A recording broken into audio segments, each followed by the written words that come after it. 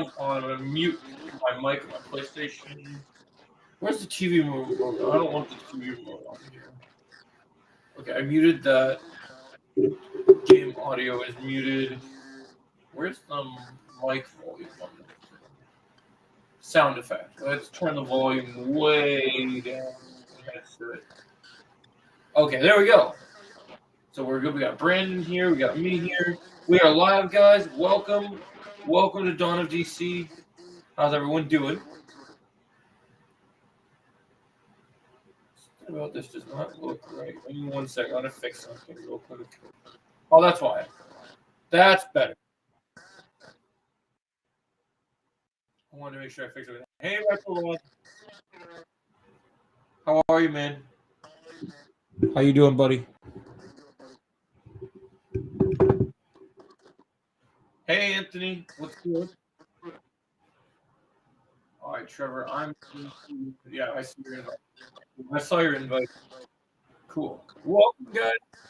We got a special guest today. We got Brandon here. So this is gonna be pretty cool. I hope you guys are excited.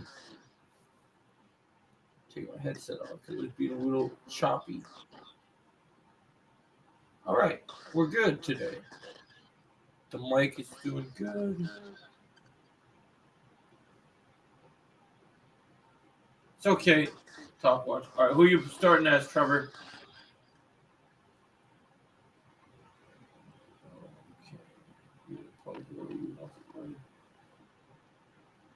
Batman, you gotta go? Why do you gotta go, man? Where are you headed to? Oh, he was pretending to be you? Okay. I didn't see that. That's weird. Still getting everything set up, Brandon? No, I actually have everything prepared to talk for today. Cool. Whenever you want to have the stuff, we can build the stuff up. But when you want to have it, we need to do Discord podcasts in the future. Yeah, that'd be awesome, Reptilad. I'd be down. I'd be down for that. Something is going on with this. Oh, I think there's a sound. Yeah. So we need to do something like that one of these days. So we can do the documents, or we can dive right into what we talked about with Jason Momoa first, and then we can pull up the documents. Oh, I'm cool. Whatever you would like to do. All right, no worries. First. All right, so guys, as you guys know, last week we got a casting that I think we all expected we were going to get, but it was just nice to get the confirmation. And it seems like, even though we're super happy about this news, it seems like former Aquaman, Jason Momoa, couldn't be prouder to get to be Lobo. He's very happy. I wonder why Trevor's on mute. I can't hear Trevor. Yeah, we all love DC. Welcome to the chat. Welcome, guys. Welcome. What is going on with this thing? Something is not right. Does everything work on your end? Yeah, it's working. I'm just trying to figure something out because I couldn't hear Trevor for a minute. Let me try something. Let me try and do this on audio mode real quick. Okay.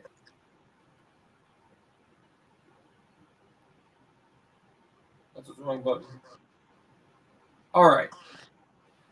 I think it's a little better now.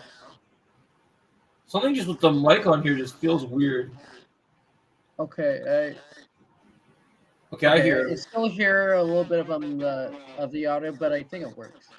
Yeah. I was trying to figure out what the interference was from because earlier it was working really good, and I'm trying to figure out what it's coming from. It's like, because I muted the mic on the TV, I don't have headphones in anymore. All right. So I don't know where the mic is coming from. It's like it just comes crazy interference. Is your mic muted on your game? Yeah, since you're playing a game. Okay, I muted everything. Make sure you mute your PlayStation 2 so there's no background noise. Because I'm picking up a weird interference right now on the screen. Okay. So yeah, so we're talking about Jason Momoa. What's his name? Carly, Kaylee. Have I seen you in the stream before, Kaylee? I don't remember if I have. Ooh, I got tricked with that one. Where is this audio coming from? Oh, I think I know how to fix this actually. Let me see if I can close Discord and see if it changes. Okay, I closed Discord.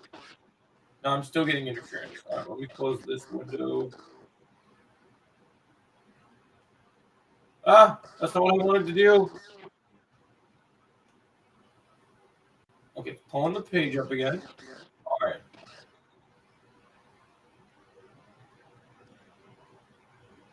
Let me see. 1 sec. Let me check something in the stream from my phone. Oh, that's nice.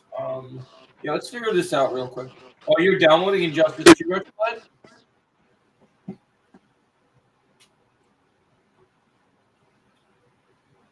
Does your mic work, Trevor, on the stream as well? Like, can I hear you in the regular stream? Because I thought I could hear you when we started, and then now I can't hear you anymore. That stream is weird. Let's see something. I want to see what's going on here. Welcome to the stream, guys. That's cool that you downloaded that, my friend.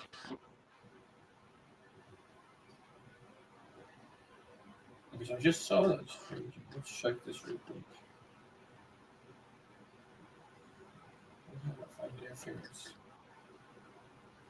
Is your mic on Restream, Trevor?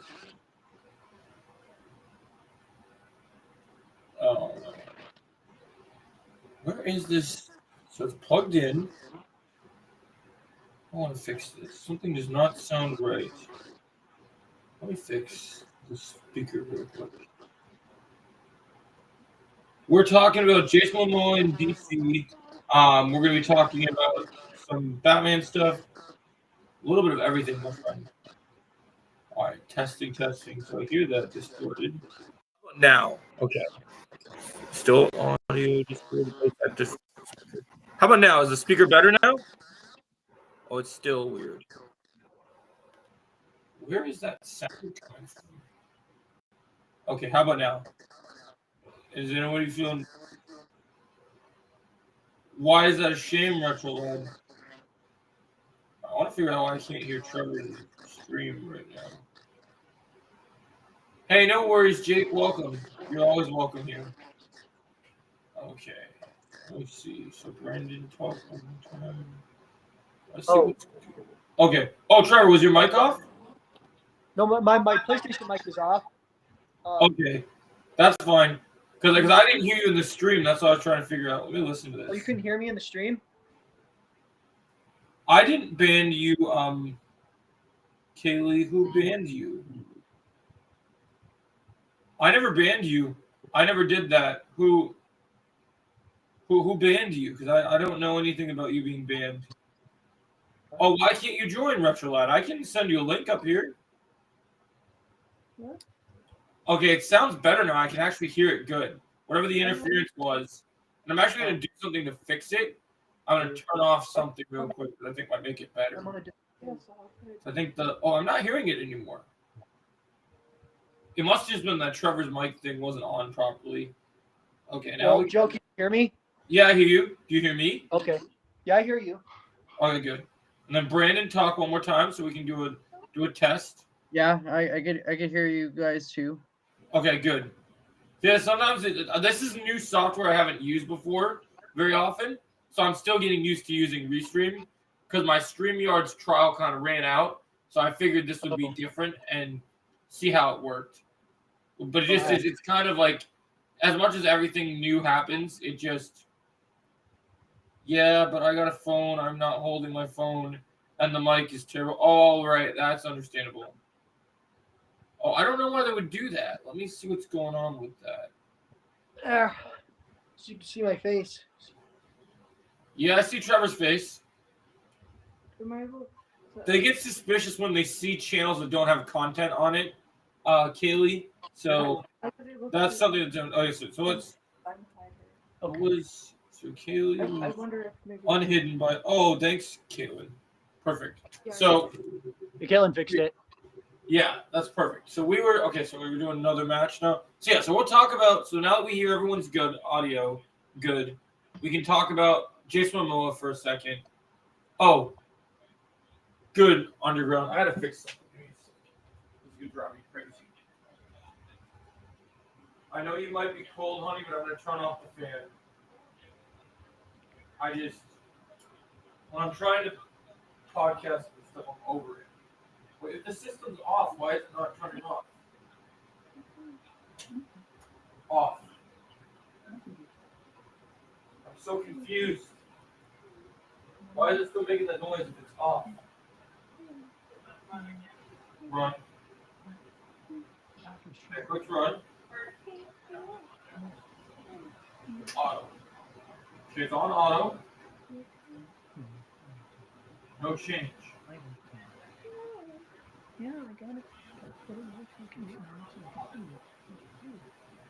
I have the system on off, and nothing is happening right now. It's running the thing.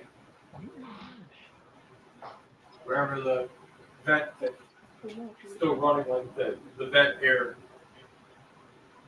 But every time I turn it off, I don't shut it off. What's going on with our system? What do you say, honey? Yeah, I have system on off. It's in the middle between on. On off. Old time program. So, I just can't see where that came from. What the heck? What do you think? Just leave it the way it is and it will be fine, or? Okay. All right. Sorry about that, guys. I was waiting. There we go. That's so much better. Sorry, the stupid fan was doing super annoying. Hey, Chosen. So we were just doing a test now. So we're talking about Jason Momoa's Aquaman is now Lobo. Now, for those of you who have not watched my video yet, Lobo is one of my favorite DC characters, and I knew that when they had Jason do it, it was going to be amazing. But I didn't know how they were going to portray it. And, just seeing how excited Jason is, because you were on vacation when this news broke, Trevor, so I haven't gotten your overall thoughts on this news yet. You want to know my overall thoughts? Yeah, I want to hear it. Okay, so let me be the first to say that I think this is perfect casting for Lobo. We've seen Jason Momoa ride motorcycles before, and and his personality, what we've seen in other films, make him the perfect candidate for a character like Lobo. So I think this is legit perfect casting, and we know he's got experience with the DC universe. Granted, what I think is so funny about that is what I think is so funny is you mentioned him enjoying being on a motorcycle. I'm going to check your thing, Retro Lad. Oops. So I think this is a perfect casting, and I feel like with him being Aquaman, it kind of held him back. I think I loved him as Aquaman, but I think it's fair to say that we needed a more comic book accurate version of the character. And I think we'll get a new comic book accurate Lobo, not Lobo, Aquaman. And then one of the things I've been seeing people say that as crazy as Lobo is a different type of character than some of these other characters, I've seen people say that when they announced Jason Momoa as Lobo, when you think of castings, a lot of people said that it was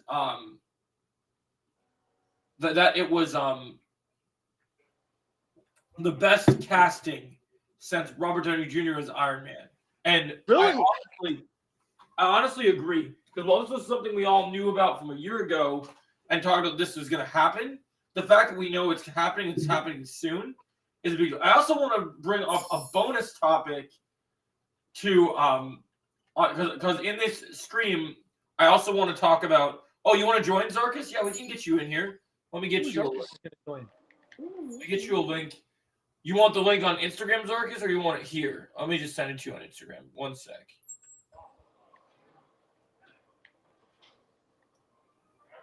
Kaylee, I've had a lot of bad experiences, so if I'm gonna let you up here, I need to know I can trust you before I let you up here. So let's see, because I've had some bad experiences with some bad people lately. He's had a lot of bad experiences. What's your take on this whole thing, Brandon? Do you have any thoughts on? Yeah, tell us what you think, Brandon. Well, since this is my first stream here, I'm just gonna tell you what I think about Jason Momoa casting as Lobo. First off, I'm gonna say that Jason Momoa did a phenomenal job as Aquaman. Even though he didn't have the look to be comic accurate Aquaman, I feel like with Lobo, I think he's allowed to be himself. So yeah, I'm definitely excited to have him as Lobo, because this is the first time we're gonna get like a very comic accurate character since something like Tobey Maguire as Spider-Man. Right. Yeah, that is really good. That is really good. Keely, I'm going to ask you a question, okay? So if I let you come up because you want to talk DC, Keely, Chosen's asking, yeah. When did you make that account, Keely? Because I've seen you in my streams before, but I'm just trying to make sure, because we have a really bad problem with an impersonator that comes up here and messes with us. So I'm just trying to double check everything is good. But yeah, I liked what you said, Brandon. I really like what you said. That was really good. Yeah, I definitely agree with the casting in general for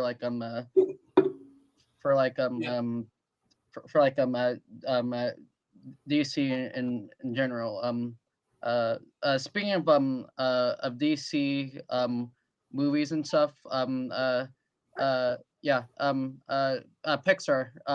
Did you hear that they're going to make, I believe, a rumored Clayface movie? If I'm correct. Well, yeah, actually, that is confirmed. James Gunn has confirmed he is working on a Clayface project. Yes. Yeah. So we've been hearing about this for a while. I even heard, it seems like they really want to work on this Clayface plan because they have big plans for what they're going to do with these characters. And also, I saw the chat.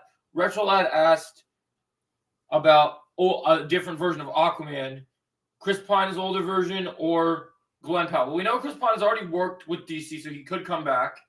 Yeah.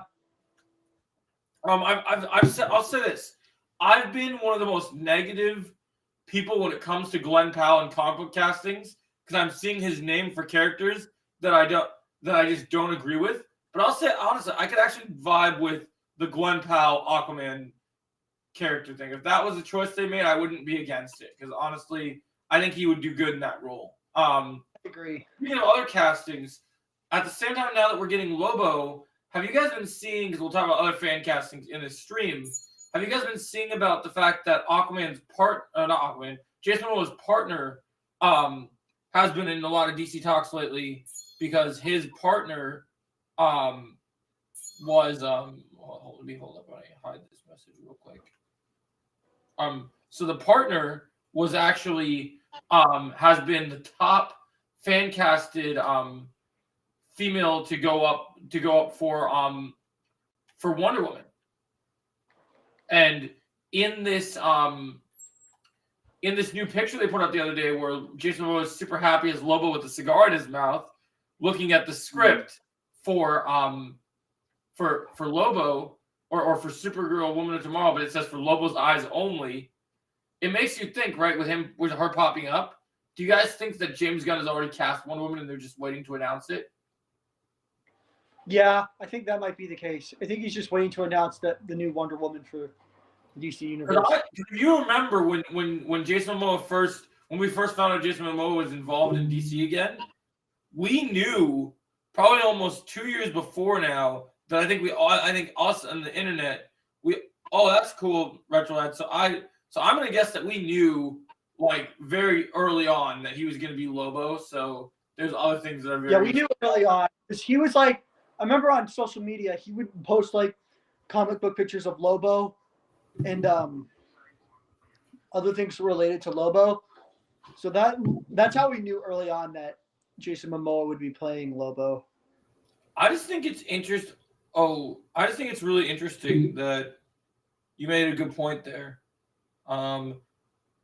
Yeah, that would be interesting, Retrolad, about a credit scene in Clayface. Oh, speaking of credit scenes, is everyone caught up on Creature Commandos? What's up? Are you caught up on Creature Commandos? No, not yet. Oh, you haven't seen the new episode. Oh, okay. No, not yet. Well, I'll tell you, I'm sure you probably saw it on the internet, but there's a certain cameo in an episode in the latest episode that is taking the internet by storm because people didn't think that DC had the balls to do something at this crazy this early. So Really? the episode is revolves around the Dr. Phosphorus character, but Dr. Phosphorus has a lot of ties to characters in Gotham. And because it's the DCU and James Gunn wants this world to be lived in and not just, he doesn't want origin stories or any of that other stuff. What I'll tell you is there's a shot in the episode, Trevor, where we get our first, well, we do not know the actor yet. We get our first look at the DCU Batman. Ooh. Now keep in mind, the actor from we know of hasn't been chosen. The finale is this week, very soon, Underground, and apparently it's gonna have an end credit scene. I heard.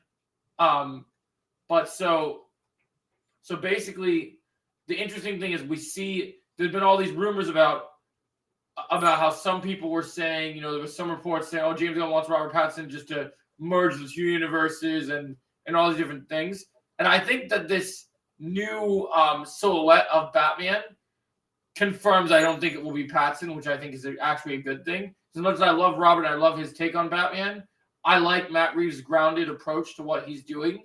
I feel like, for me, as a Batman fan all my life, I want a Batman that is the fantastical, go up against Clayface, be super jacked, be crazy. And so, I'm going to we talked about fan castings before, but I've seen a lot of people throwing different fan castings out there on the internet.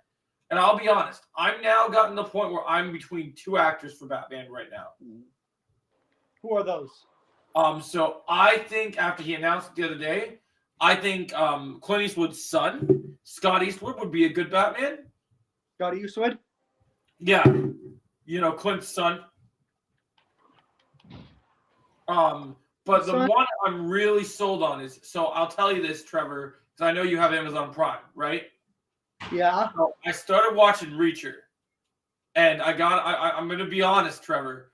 I'm going to be honest, anyone who's not watching Reacher, even though Richardson has did a brilliant job in Titans, played Aquaman in Smallville, all these different things, he there's just something about him that, I don't know what it is. Maybe for us who grew up on the Arkham games will actually agree with this. Am I the only one that wants Batman? Hold up. DCU Batman might be big as Dark Knight Returns size is muscular. Yeah, I'm fine with that, Retrolad. As long as it's better than, because it's a prime Batman, they can do more with that concept than what they did with Affleck. But what I'll say is, and this is one of the clues they give out with the suit that you see, even though it's not the final suit, Trevor, in the Creature Commandos, what little cameo, is you see this Batman is a tank. You can see he's huge. Ooh. Which is what rules out Pattinson to me, because even though Pattinson could work out and all these different things, I want a DCU Batman that is just jacked all the time, crazy. I want to see it all. And so if obviously if you've seen the trailers or if you even started watching Reacher, well, Alan Richardson was in Titans and was a decent sized dude, and he also played Raphael in the live action Turtles movies. Uh-huh. Alan Richardson in his Reacher era, that man is like Godzilla and King Kong rolled into one, man. That man is giant. Uh-huh. And in the show, he's giant, but with a purpose. Like, it's not just that he's tall; he's stacked with muscles. And if you watch Reacher, you would think with all those muscles that he would be slow with all his, like, if he punches someone, it would take him longer to get to his targets, right? But this dude is agile as fuck for that, like, for his height and weight and everything. Like, and so it makes you just realize, like, yeah. And he did an interview, I think, over a year ago. And the interview he did, he was actually able, he actually says to people in an interview why he wants to play Batman and why it makes sense for him to be Batman because of what he knows about Batman. And he talked about Batman's superpower being his intelligence, and it's just brilliant, man. I really think Alan's the guy, man. I want Alan as Batman. I really do. I think Alan Richardson is a great candidate for Batman. Yeah, I just want to see it. I think I see a lot of people saying, like, oh, but I love the fan art of Robert Pattinson and David Cornside. Yeah, it's cool fan art, and it would have been a nice fantasy at one point, but I just feel like Superman's great, but I want Batman. Well, Superman has always been a very big character in terms of, like, these are strong. I want my Batman to stand tall with Superman. I want him to be intimidating and intense. I agree. Also, Trevor, something you'll notice is something I'll say that you've noticed is when you see the Creature Commandos episode, and you can chime in on this if you want to, Brandon. Don't be shy to enter this conversation. Sure. Well, I wanted to let you speak first, since no worries. You're normally the host. The other thing, the other thing I think is crazy is that he when you watch Creature Commandos, Trevor, remember how we were talking about how James Gunn should watch Deadpool and Wolverine so he can finally get a Batman with white eyes? Yeah. If this DCU Batman that we see in Creature Commandos is indeed, James Gunn's confirmed it is the DCU Batman, but the costume isn't done, so they only show a silhouette of it. But if this is truly the suit and stuff, I personally think that based on what we saw, that the two biggest takeaways I noticed, other than him being jacked, is it seems like they're going to go for the gray and blue costume instead of the black, since we've had so many black Batman suits. That's perfect. I've always wanted to see Batman in the blue suit. Yep, and you see he's got the white eyes like Wolverine, which I think is fantastic. That is awesome. All right, Brandon, you have your thoughts to say about what I just said about Batman? You have any? Yeah, I have a lot of questions to ask about Batman. You said, so wait, what was the name of the actor you said would be perfect as the DCU Batman compared to Robert Pattinson? Alan Richardson, who's on Reacher, aka Reacher. Reacher. Because he's such a tank. And if you look at the comics, he has that, like, one thing I was gonna say that I'm gonna make a video about later today that you guys will get to see that you'll really like is if you look at the comics, not only does Alan Richardson look like a perfect Bruce Wayne and can pull off all the great things, but he has the candidates.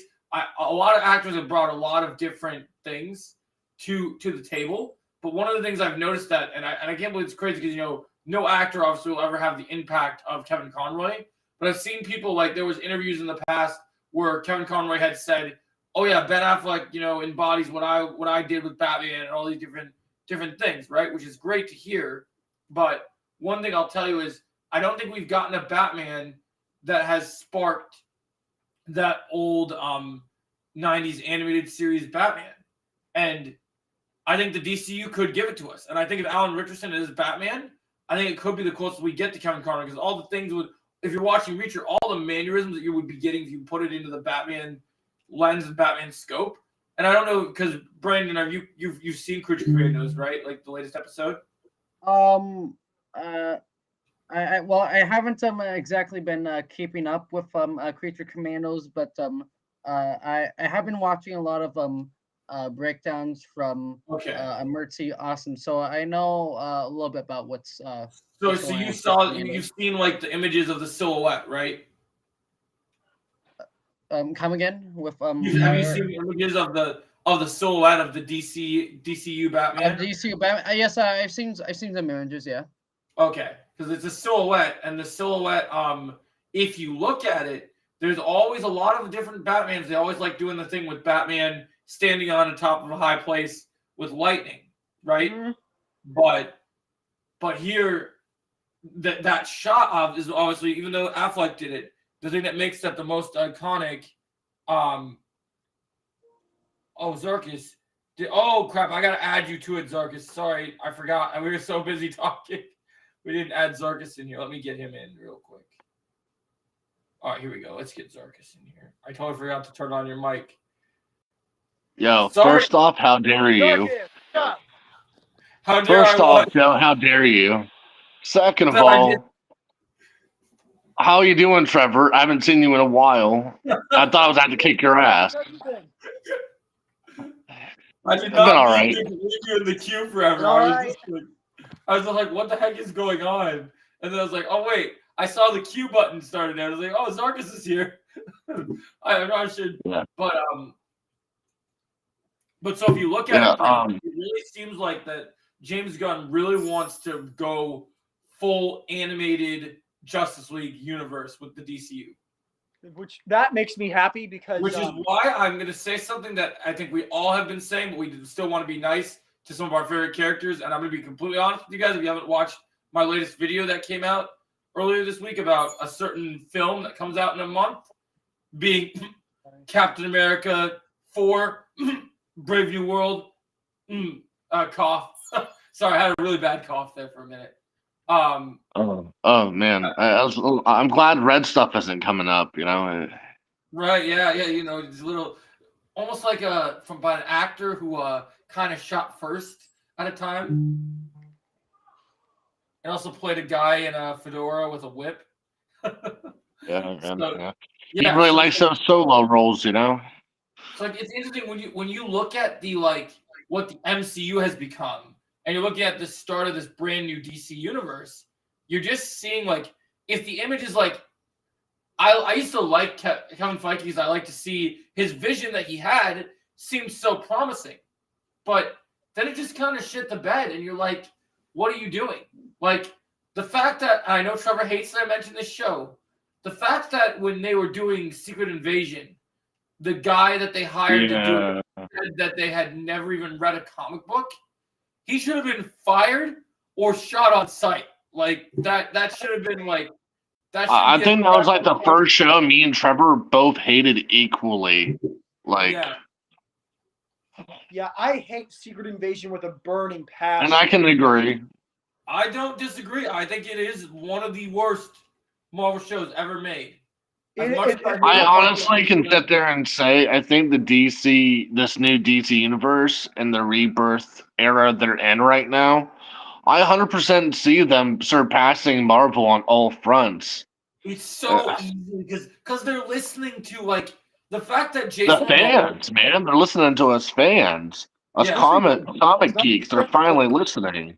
You know what I saw the stupidest? You know what I saw the stupidest thing that somebody said on Twitter, because Twitter or X is the stupidest shit on the planet, right? Somebody said, yeah, don't lie. You like to laugh at it.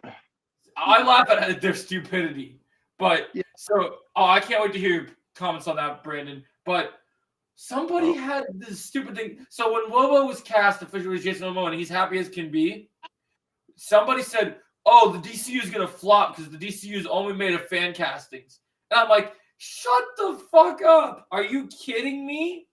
That's why it's going to succeed, idiots. Yeah. It's so fan castings are a bad thing now? Giving fans what they want is a bad thing? Exactly. Maybe you should try. Honestly. I love Pedro Pascal, but if Multiverse of Madness didn't flop, we would be having John Krasinski and Emily Blunt as Reed Richards and Sue Storm. I guarantee. Oh, 100%. It's because that movie flopped that they misunderstood the whole process. Oh, hold up. What did my sister say? Hi, Joe. I'm watching on this on the side while playing Castle Crushers. Oh, that's a good game. Have you guys talked about the Flash news? We're going to get there next. We're building up to everything. Okay. Can I talk? Because, I'm really fucking excited Brandon, about... Go ahead and jump in with your thoughts, Brandon. You're welcome. Okay, so So I wanted to talk a little bit about what you were saying earlier with Marvel, yeah. Batman. So from all the Batman that we've gotten throughout the years, like Michael Keaton, Val Kilmer, George Clooney, Kristen Bell, Ben Affleck, all those Batman are all pretty cool. But I feel like the most underrated Batman. I'm not sure if you guys seen the Son of Batman movie Batman, but that version of Batman is actually like my favorite because he's like a very cool detective. I And- actually, yeah. I have seen the movie Son of Bat. I have seen all those DC animated films. Yeah, we're big fans of that. Oh, Retro Lad, I was talking about. Sorry, my type got messed up. I meant you can invite me and Trevor, and we can do a King of the Hill thing where all three of us can face off against each other.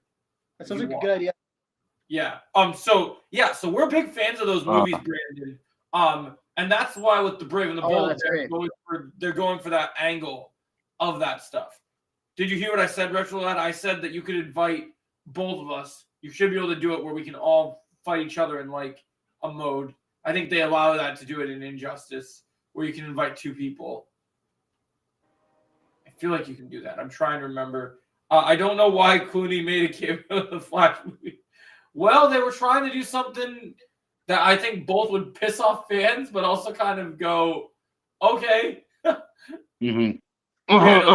Those animated movies really just they really hit differently, and they were really like, especially like we've heard James Gunn talk a lot about Grant Morrison and about I guess we got to start it so we can invite Retro Lad in Trevor. So let's see, how do we do that? How do we invite everyone? All right. Do we change the mode? Let's see. Yeah, we just changed the mode here. Let me start a new. Here, I'll let you start it. Oh, let me go start. Let me leave and then start a new one. 1 sec. Okay. I will come back to lobby and see what I can do. Yeah. So I feel like as we're talking about this, so elaborate more on what you wanted to talk about with Son of Batman for a minute, Brandon, because I know you were mentioning. So, he invited me. Let's see. Okay, I'm joining. Okay. He invited me too. Okay, so it should work for both of us. Hey, welcome. Since you're new here, welcome to we're talking DC stuff here. Oh, good, he found King of the Hill. So I believe how this works is when one of us dies, then the other one. So it looks like I'm fighting you first. Oh no, I don't know. Maybe let's see. So I'm not gonna lie. When you said King of the Hill, I instantly thought of the show, and all of us just shrink in by a fence. You know, well, as it. If we play if we play Cold War, we can do. God damn it, Bobby! God damn it, Bobby! Whoa. Damn it, I told you to give me a Baja Blast. I'm gonna kick your ass. To be honest, I actually do have Cold War installed, so that is something. I don't own it on disc currently, so I can't play it. It's okay. I got Black Ops 6, but I don't got Cold War. Who's silver? AJ. Actually, purple. Okay, my sister said something in the chat. Give me 1 second. Then I want to hear what Brandon was saying about Son of Batman real quick. I think Michael Keaton should only come back if James Gunn does Batman Beyond and have him play Old Man Bruce. I personally think Keaton doesn't look good in the suit anymore. That's a fair take, Kenna. It was nice to see. I can agree with that. Yeah, I agree. I mean, I agree with that take as well. I will say that for me, my biggest thing of it, that's probably why I think James Gunn kiboshed that whole plan of like, as much as we wanted the Batgirl movie, that's probably, I heard that we're going to see more of him in the suit since Keaton was going to be a bigger part of that. And I think it was a good move for them to kibosh that because of what they're doing. I honestly wish we could get a Batman Beyond, like, Batman. I think there's more demand for it than ever. I didn't. I'm sorry. We need Terry, man. Yeah, not Silver. No, we need the Batman. Yeah. From Beyond. Yeah, I definitely agree for sure. Yeah, Like, Batman Beyond movie would definitely be one of my favorite movies we could see in live action if they can. Dude, and if they do it right, man. Oh my god, dude, it would sell out immediately. Like, Hopefully not. We're talking capitalizing on that shit. Dick, Trevor, I'm destroying Retrolad right now. Oh, sorry. Yeah. So Brandon, I want to hear what you said about you were talking about more about the animated movies. Oh, yeah. Elaborate on it a little bit more. I'm interested in hearing your take So on in it. terms of Batman movies, both you and Pixar, you guys have watched all the Batman movies. I presume like Son of Batman, Under the Yeah. Red Hood, Batman Mask of the Phantasm, and Batman Batman Beyond Return of Joker. Yeah. No, it's insane. That's absolutely insane. That's really cool. Yeah, Oh, you not played the game in years? Oh, that's okay, Retrolad. It's all good. Oh yeah, I like what you said there. And Kenna, what you said about the concept art, I still think it's stupid that Warner Brothers didn't do that animated movie. I think that was What you playing? you know what That's all I could think about was Goofy. What you playing? Dear God. How many times Trevor has burned that video into my mind. Literally every single time it's like What? Yo, good job, Trevor. Proud of you. who blocked him? Where's my money? Yep. Where's my Yeah, Return of the money? Joker was great. Where's Oh, my yeah. money? Legendary Joker was movie good. versus money, the complete saga.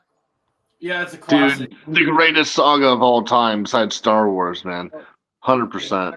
So Yeah. Pixar, Joe, I have a question. Yeah. I want to ask you, but going back to like the animated Batman movies. So out of all the animated Batman movies, which ones is your guys' personal favorite?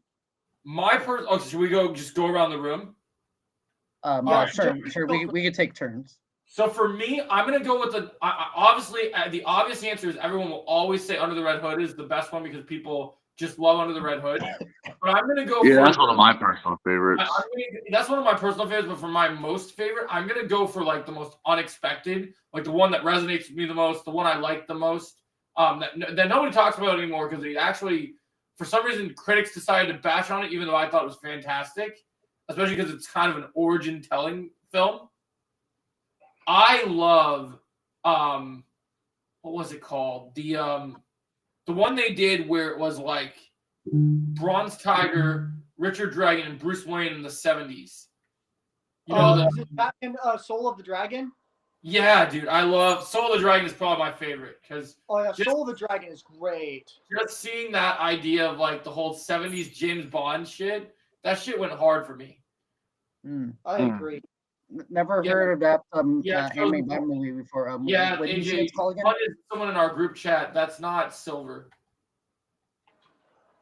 I might actually have to go with like the feudal Japan one they did. Oh yeah, you're a couple talking about years Batman. back. Animated Batman. That one was Yeah. That one was my favorite. I love that Batman. at WonderCon one You know time. they're doing. I'm not gonna lie, I really love the concept of a fucking samurai like shinobi based Batman. Like it was kind of like realistically what everybody kind of wants, you know. The fact that we got a Fortnite skin out of that is crazy. I have that skin too, by the way. I had the nap. Are you talking about Batman Ninja? No, Yeah. we're talking about Ninja Batman. Oh We yeah, don't that's have it, Batman. I don't think. That's Retro the Lab. animated movie, Batman Ninja. Holy crap! Because we got 14. Ninja. This stream is popping off. Talkwatch, is this really you or Silver? Because you've been doing a really good job, Talkwatch. I've been really impressed the last couple of days. No, Trevor. We're talking about where's my money? Of course, we're talking about. We're talking about Ninja Batman. Batman Ninja. Batman. All right, so Batman as movie. you guys know, this is a pretty this is one I don't think anybody's thought of. I know people. I swear if you say my mom. All right, so Joe, Zarkis, Brandon, Yeah. I'm sure you guys understand. Under the Red Hood is legit one of my personal favorite Batman films of all time. Oh. It is a goddamn masterpiece. Oh. Yeah, everyone loves Red I Hood. can agree to that. So, but this is one nobody like talks about that much. Okay. Like none of you guys have actually thought of. I'm sure guys probably have, but my personal favorite animated Batman film, and this is a standalone one, that would have to be, and this is a 2-part Batman film of There you The go, Dark Tom. Knight Returns. The Dark Knight Returns is legit my personal favorite Batman film because it's a great story. It's a classic retelling. It's It's a really classic a good retelling one. of the return of The Dark Knight Returns because it shows him. Because it shows, not only does it show him in an amazing one-on-one fight with the mutant leader, but also one of the best Batman versus Joker fights that could ever be done in animation. That film has some great qualities to it. Oh yeah, and the fact that it's 2-part You're welcome, Taquan. just shows that there was a lot to tell. It really did deliver. Like when you really look at it, It delivered greatly. I like that. I like that pick. I think everyone has some really solid, unique takes on what these DC films that are really these animated films and what makes them so special and why people. That's why like The Dark Knight Returns will always have a special place in my heart. Agreed. Wow, that's got- a really it's got good a great take, telling Pixar. of a classic comic storyline, and it just shows Batman yet at an old age, one of the best. That he still pulls off one of the best MMA style fighting experiences shown in animation. Who's being blocked? Chosen. And McKenna, Batman Hush is an awesome anime movie. I enjoyed Hush. I thought Hush was good. Hush was pretty good. I thought the Riddler twist was a little on the nose, but other than that, I liked it. Yeah, me too. I mean, I guess it was okay. I mean, I will admit the Riddler twist was kind of weird, but Yeah, I still like the film. I still think it was delivered. It still worked for me for the most part. All right. So whose turn is it to reveal theirs? So I guess it was Brandon. You had your stuff to say, right? Yeah, I didn't reveal you about yeah, I didn't reveal you about what my favorite Batman movie is. So my favorite Batman movie, if I had to pick, is either Under the Red Hood or Batman versus Robin. Yeah. well, Batman versus Robin is a really good one. That's a great one. Because what I love about that animated film is that it features one of the most badass Batman quotes to ever be brought on screen.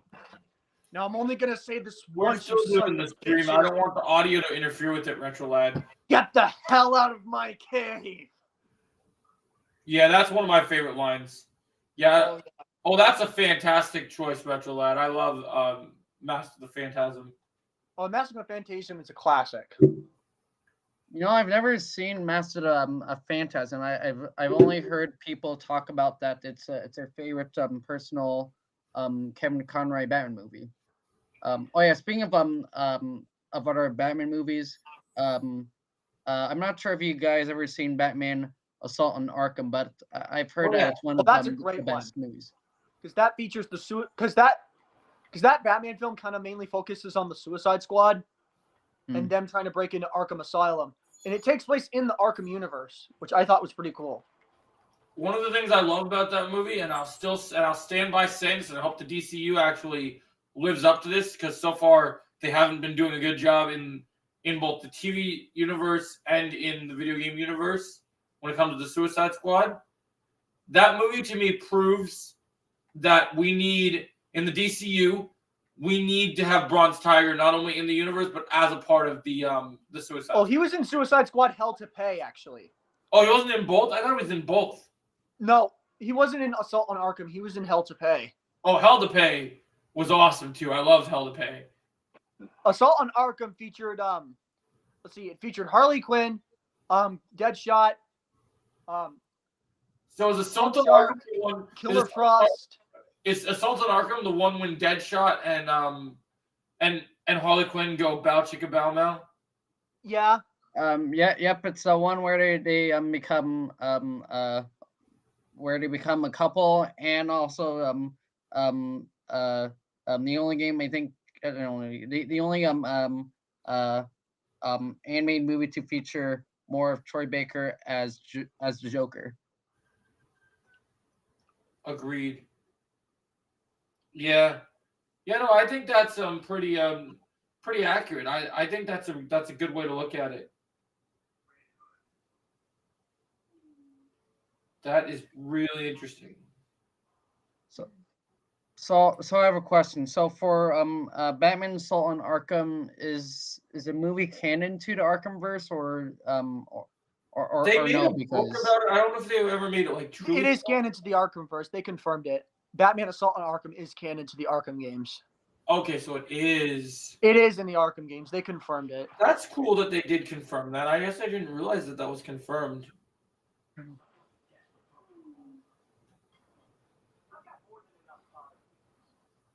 so wait, when did they confirm Assault on Arkham was canon? Did a Rocksteady developer explain it? Well, it was confirmed a long time ago. Yes, Talk Watch. Yeah, it was confirmed a long time ago. Hmm. Like even the logos and the suit are both the same. So When did they like officially reveal that? it was revealed. It was revealed around the time Arkham City was coming out, I believe. Oh, really? I thought it came out right after Origins.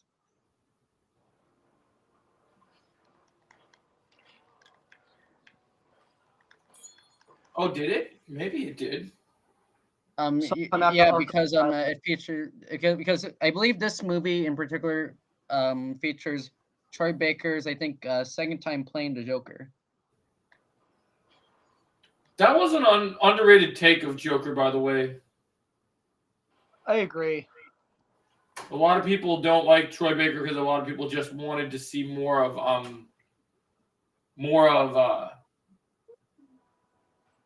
Mark Hamill's Joker. yeah. But it's like people need to understand that there's other actors that portray different versions of different characters, and That are really good. yeah. Oh crap! I messed up the thing. I hit a button. Give me a second to pull it back up. Yeah, there we go. Sorry, it bumped the wrong button. But yeah, that's a really good choice. I mean, Assault on Arkham. The fact that there is that in the Arkhamverse and that does exist, I think is pretty interesting. Like it's one of those things where you're like, oh my gosh, that's really amazing that's happened that way. I love that. I really do. Like that's another one that goes under the radar that I really enjoy. The fact that it was an Arkham movie that was delivered like that. All right. And then so everyone said their thing on the animated movies. Whatever happened to Zarkus? We lost Zarkus. Where did he go? Oh, I think he disconnected or something. Oh, hopefully he'll come back. I'll be leaving. Oh, someone just said I'll be leaving the stream shortly. No worries, Rod. Thanks for being here, man. And so I think Brandon, I think you have your documents ready. You want to pull them up? Oh yes, I do have it. I'm ready to share. So what you can do, I believe, if my memory is correctly. Yeah, I gotta watch that show, Underground. I've heard some good things about it. So if I remember correctly, there's a way that I can share different screens and link it like a present thing, like a document. Or like what you could also do is, since you have access to your Discord and stuff, you could send me the Google Doc on Discord, and then I could pull it up that way because it will let me present a second screen. Or you should also be able to pull it up. Yeah, it was fun. Retrolad. Unless you think you have a way to pull it up already. Because it should be pretty easy to let me present it. So it looks like it's showing me show screen, present. Oh, I think I have the option to share it. Okay, good. Then yeah, give it the option because then I know this was something you were really excited about, and we're excited to talk about it because I know me and Trevor have a lot of cool thoughts about it. Okay, yeah, I'll Sorry, I'm laughing. I'm kicking Trevor's ass right now, so I'm enjoying this. Yeah, right. But yeah, I'll get started and share my document. Do you guys do you guys see it? Oh yeah, I just got a notification about it. Give me a second. I think I saw it. Okay, document. Let me pull this up. So it says there's a fourth one here. So let me scroll down. There it is. All right. Okay. There is our document now. Now let's switch this real quick since it's pulled up. Let's do it like this. Okay. Now where's the document? I just pulled it up. Why can I not see it? Oh, I'm gonna do it today, Kenna. I meant to work the last couple days. Have been super busy and it just messed me up. But I want to do it today. Why can I not see it? I saw your document. Now it's not popping up on the. Oh, I see why. There we go. It wasn't pulled up. Now I fixed it. The thing is, I had to slide it over, but like we got it now. So this is the document. So this is about like the difference between the Arkham games to the to like the Batman Christopher Nolan games they did. Yes, this is my full on comparison. Comparing the 2005 Batman Begins movie tie-in game with all three Batman Arkham games. Yeah, Ken. On that video, I narrowed it down to three choices for that list. Oh, what'd you say? So if they do live action Red Hood, I think maybe they should bring back. Oh, that'd be interesting if he came back. I didn't mind him. Why not understand chosen new people is silver? I know that I go see channels tag username. Yeah, that's true, AJ. You can see which ones are his username. Karate was good last time I talked to him. Watch. If you're asking about the person, unless you're talking about me doing karate. Yeah, but sometimes people are actually new to Joe's channel. That's true, chosen. Yeah. So Brandon, you lead the way on this one. I like this document you put together. Oh, thank you. I've I've been like very excited to share this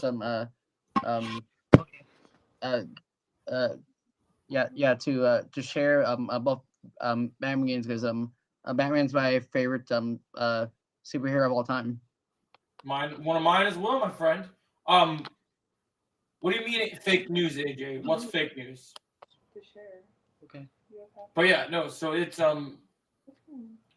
I feel like that the actor didn't have time to shine as Red Hood, so I think yeah, that's a good point, Kenna. So if you guys don't know, so McKenna is my sister, and my sister brought up that she thinks that they should let the actor played Jason Todd in Red Hood and Titans come back as the DCU Red Hood because we didn't get to see enough of him as Red Hood, and they think that he deserves a second chance.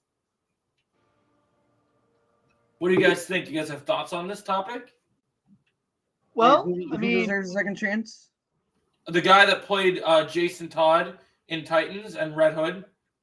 well, here's my thought on that. Yeah. I mean, his performance as Red Hood was okay, but I wouldn't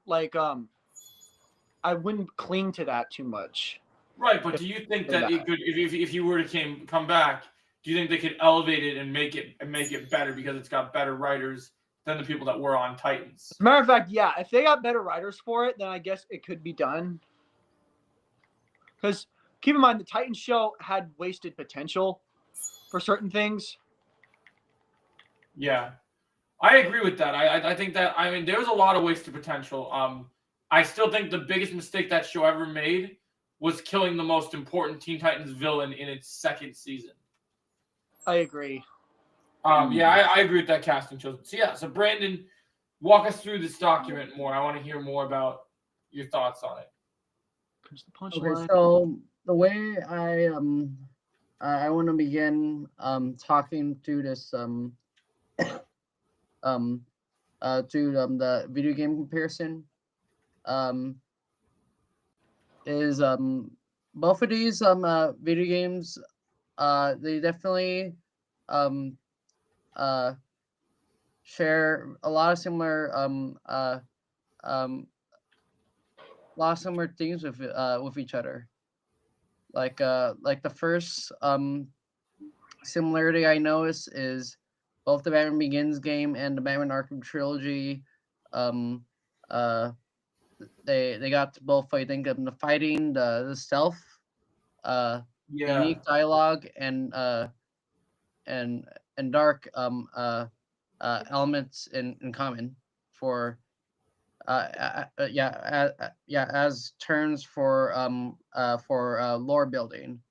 I Or remember the Batman yeah. Begins game, but I don't remember like fondly having that much enjoyment compared to some of the other Batman games.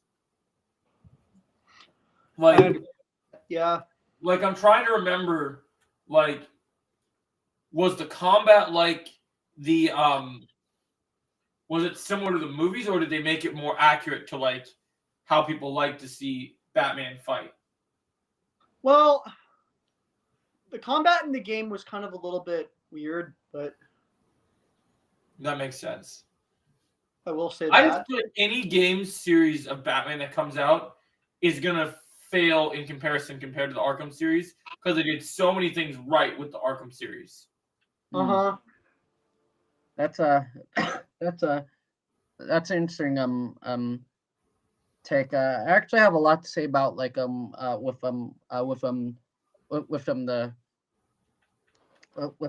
Batman Begins video game. The combats I would say compared to Arkham it, it's very um I believe I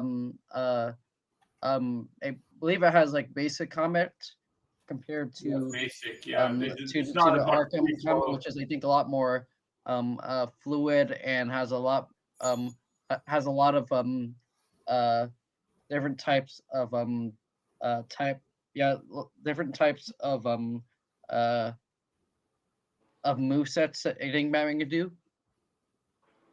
I think I kind of remember something like that. Yeah, that sounds about right. That's pretty cool.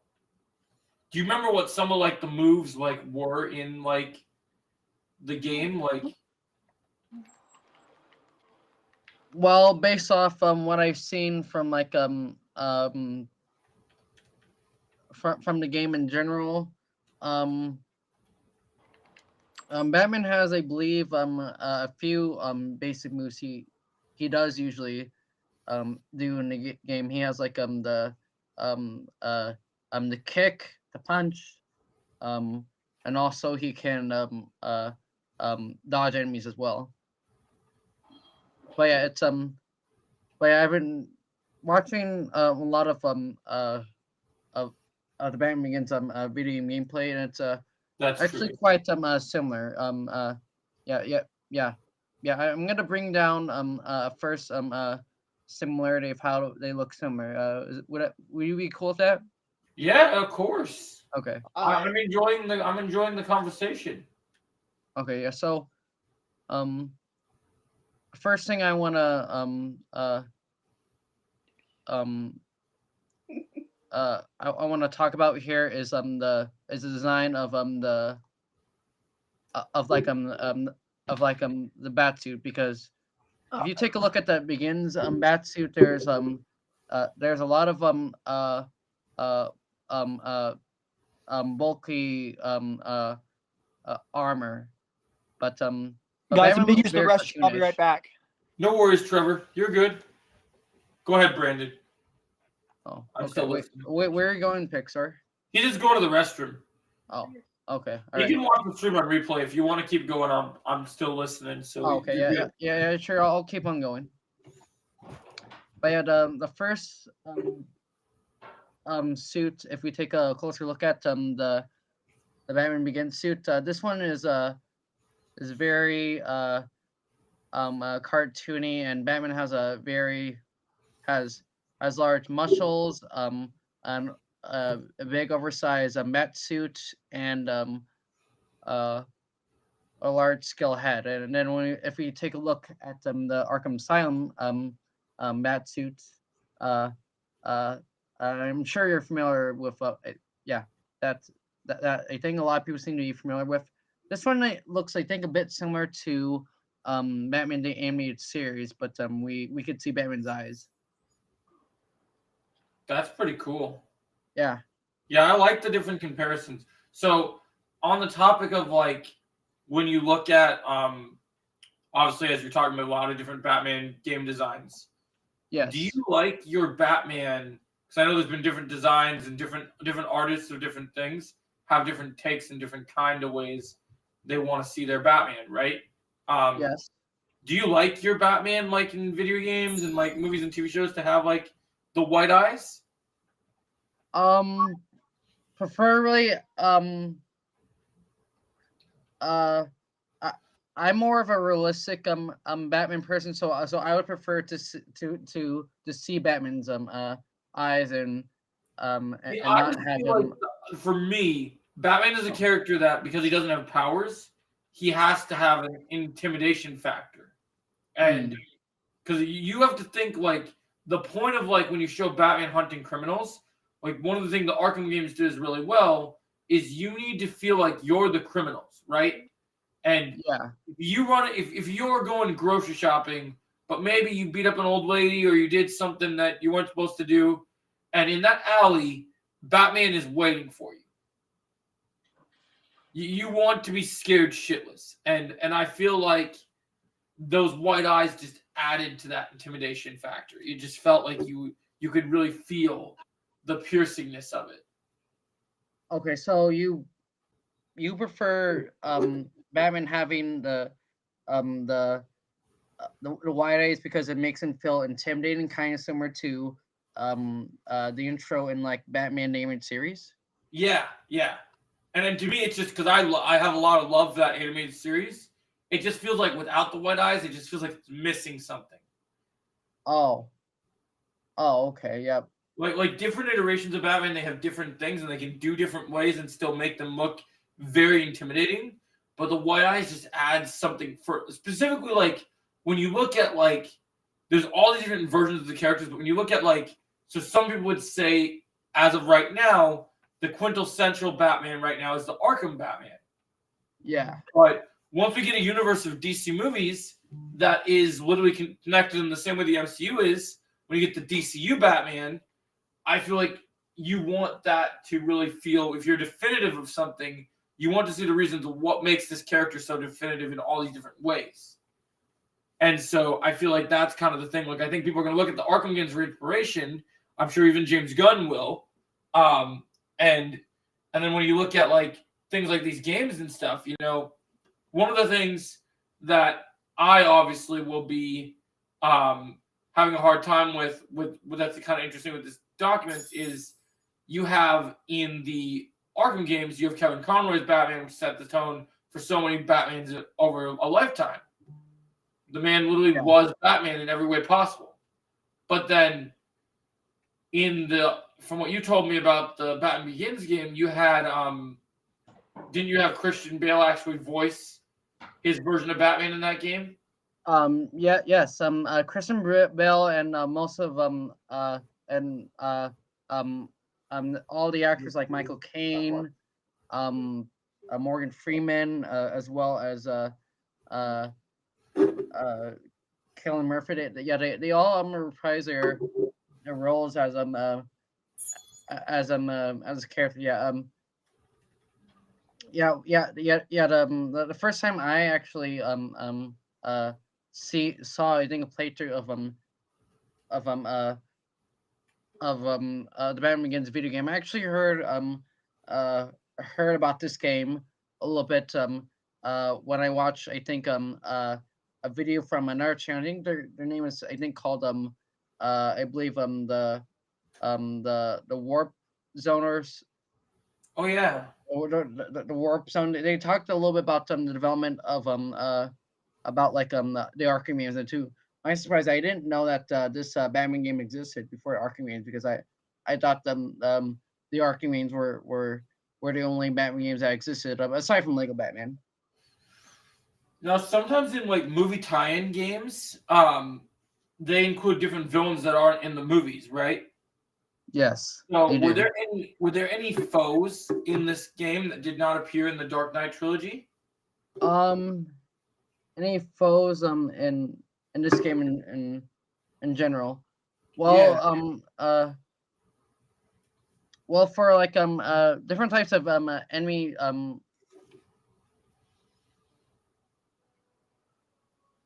well well well well as opposed to like different types of um enemies that you fight compared to Batman Arkham Asylum, there the enemies are actually quite very uh similar to each other. You both games you fight dogs, you fight also um some ninjas.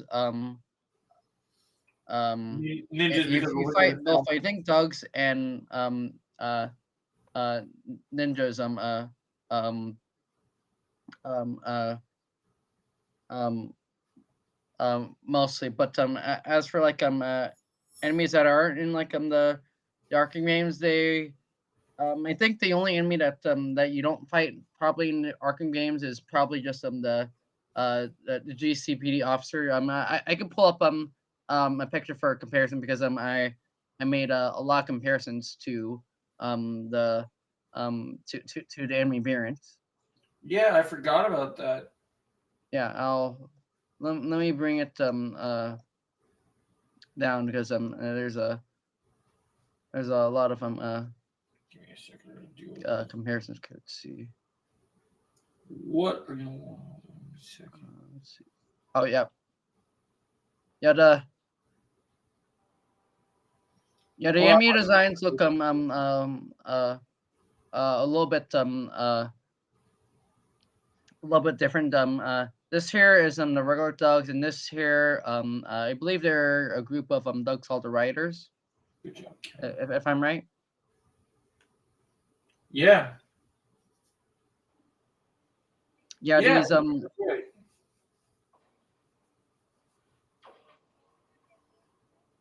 Too easy. Yeah. but yeah, all these but yeah, I definitely agree with what you say about Batman. That Batman should be fear and stuff. Because one element I think I really think is underappreciated, maybe in the Arkham games. And like I believe I was playing this one side mission in Arkham City. It was called something like where I think you have to save political like prisoners. Yeah, yeah. When you save a political prisoner and he's like um and he's being like um uh mugged or threatened by a thug. Yeah, when you are as a player as Batman are in the shoes of Batman and you um uh fight against like the dog and you stop it, and yeah, that feeling that when you're playing as Batman, when you stop the criminal from doing harm, is it's definitely a pretty um uh uh great feeling because Batman represents, I believe, uh inspiring hope and justice to the criminals that wrong the innocent people of Gotham. Yeah. Yeah. Yeah. Have you played that side mission before of Arkham City, the one I'm talking about with that you saved political prisoners? Yes. I remember that mission actually. Yeah, that was a good mission with the political prisoners. Yeah. Yeah, I played all those Arkham games so countlessly that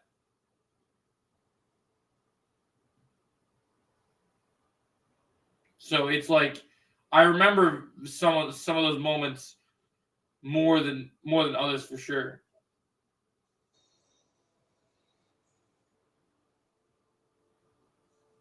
I feel like there's like yet to be like a bad movie that could show a little bit of something like Batman trying to stop a group of criminals trying to um hurt a civilian or something. I mean we did see a little bit like that in Robert Pattinson's Batman, but we haven't seen everything from for sure. Arkham Batman and used in the movies. Yeah, I think that's very true that we haven't seen that. It's kind of interesting. The fact that hasn't been seen as often. Yeah. It's okay if I scroll down to compare the rest of the enemies. So yeah, I also compared a little bit of Carmine Falcone's thugs with Black Mask thugs in Origins because they both wear tuxedos. And they've changed in the different iterations. Yeah,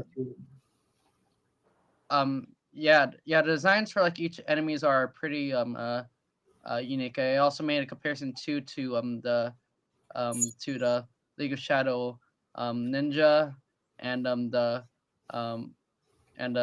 Arkham Knights Militia combat expert guide too. Oh, that's cool. Yeah, but yeah, the first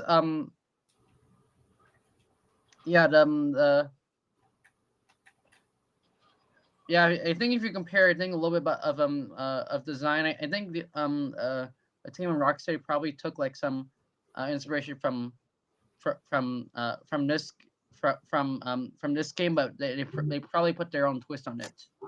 Yeah. AJ, what were you saying? You said my name in the chat. No, so yeah, no, that's really cool. I like how you showed that. That's pretty awesome, actually. Yeah. I like that a lot. Should I continue talking? Yeah. I'm still enjoying it, man. I'm liking this. Is very informative. How long did it take you to make this document? Oh, this actually took me a few months. I think it started this back in I started this sometime last year. I started making this last year. Chosen. But yeah, my favorite comparison, I think I would say for design stuff is probably comparing this inmate here to the Arkham Asylum lunatics. Yeah, a fun fact about them. About the lunatics. I don't know what's the lore with the Arkham Asylum lunatics, but are these guys I believe a bit different compared to compared to the other inmates in Arkham Asylum? Yeah, I think they are. Wyatt, do you think the world that would ever make a game like Marvel Rivals with DC characters? I would personally love it, honestly, Wyatt. I think that'd be really cool. I'd be about it. I mean, I've been enjoying Marvel Rivals, so I would like that. And yeah, so yeah, you're seeing the similarities between these characters. Yeah. They're so long. It's okay. Welcome back. He's just talking to us about this document that he's made between comparing the two games. Oh. That would be cool, but they might not now because people might think they're being copycats. I feel like that's kind of the point of the two universes, though, is that there might be some similarities. It's just who does it better, kind of. So maybe Marvel Rivals did some really cool things, but maybe DC makes a better game that's similar but different that they could do that would make it even better. Like maybe DC has one that has an actual story instead of just random multiplayer matches. Speaking of Trevor, I was going to ask you after the stream if you wanted to play Marvel Rivals. Well, the thing is, I'm gonna order dinner with your lady. Okay, yeah. I'm gonna order dinner after this. Okay. When the game is done. Are you gonna get on again later tonight? I don't know. I mean, we'll see. All right, let me know if you get on later tonight. 'Cause it'll be fun to play. It'd be fun to play with you. I've been working on trying to get. I want to make Panther my main, but I want to train because Jimbo says that that's the character he thinks that benefits me the most. I just got to train it and practice it better. But yeah, so you're saying with these henchmen in the document, Yes, yes. I was asking you, what's Yeah, I'll get on tomorrow. Joe. what's the lore reason behind the Arkham Asylum crazy? Is it yeah why did if I'm saying it correctly, yeah, why did Warden Quincy Sharp lock away Hey, Joe, these guys in how like about we play tomorrow? in a penitentiary? okay, buddy. Does that sound good? Yeah, we'll play tomorrow. Yeah, go ahead, we'll play Brandon. tomorrow. So my question is what's the lore with these crazy figures? Like, why are they locked up in like penitentiary compared to any other part of Arkham Asylum? Yeah, they must have done something that solidified them as a bigger threat. Yeah, I've heard like a couple theories. I think I heard one theory that maybe Hugo Strange probably did some testings from that. Probably use them as some sort of human trial experience or something, and that's why they probably ended up looking like this. Yeah, that would make sense. Did you want to join Talk Watch? I thought you didn't want to previously, but yeah, I think that definitely is a good. That could definitely happen. That something had happened with them where they did something that just was not. It didn't line up the way that you would expect it. Yeah. Yeah, that's interesting with those criminals. That I wonder how they how that even happened. Like how they both kind of got the bigger prison sentence. Yeah. Yeah. I think these guys are probably would probably be in like the same wing. But yeah, when I was playing Arkham Asylum, I know that these guys are in the same wing. When you go to the penitentiary, I think with Poison Ivy. Oh, really? Okay. Yeah. I don't know why. By out of all of them, the prison cells in Arkham Asylum, I think the only cell I think you can't find is Mad Hatter because I think I was like reading up some lore when playing like Arkham City that apparently the Mad Hatter is did something very very despicable that I think he went underground. Also, he chose to go underground for that situation, huh? Oh, well, it wasn't well, it was actually Warden Quincy Sharp's a request that he was to be imprisoned underground because he was way too dangerous. Oh wow, that's cool. Yeah. All of them, the Arkham lore I've been reading has been pretty interesting. Yeah, I also made a comparison too with these thugs too, with the Scarecrow thugs to also the Blackgate prisoners and high security henchmen too. Oh, that's cool. So you got another comparison? Yeah, another comparison too. Yeah. Yeah, I think these thugs here, I think they're wearing regular clothes. I think you would find probably in the streets. Yeah, as for these guys over here, the Blackgate prisoners, I think these guys work out a little bit more, which is why they look, I think, a bit bigger compared to the Scarecrow thugs in Batman Begins. Oh wow, that's pretty cool. I like that. Oh. Hey Joe. Yeah. Hey, what's up, Top Watch? Do you know how somebody said earlier? Can I join the red stream? Yeah. That wasn't me. That was Silver. Oh, I know. Why do you think they didn't let him up? Yeah. Luckily, I told Chosen that it wasn't me, so he banned him. Yeah, that's good. Oh yeah. So these are some of the other like thugs that you have. Yes. Yes.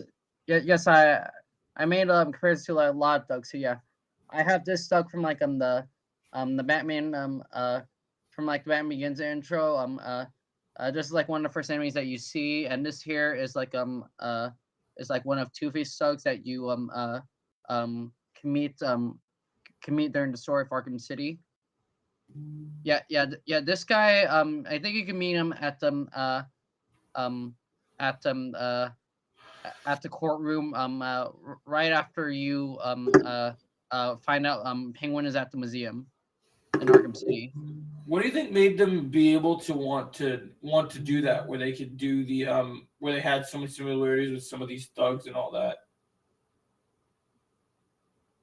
Can you repeat your question again?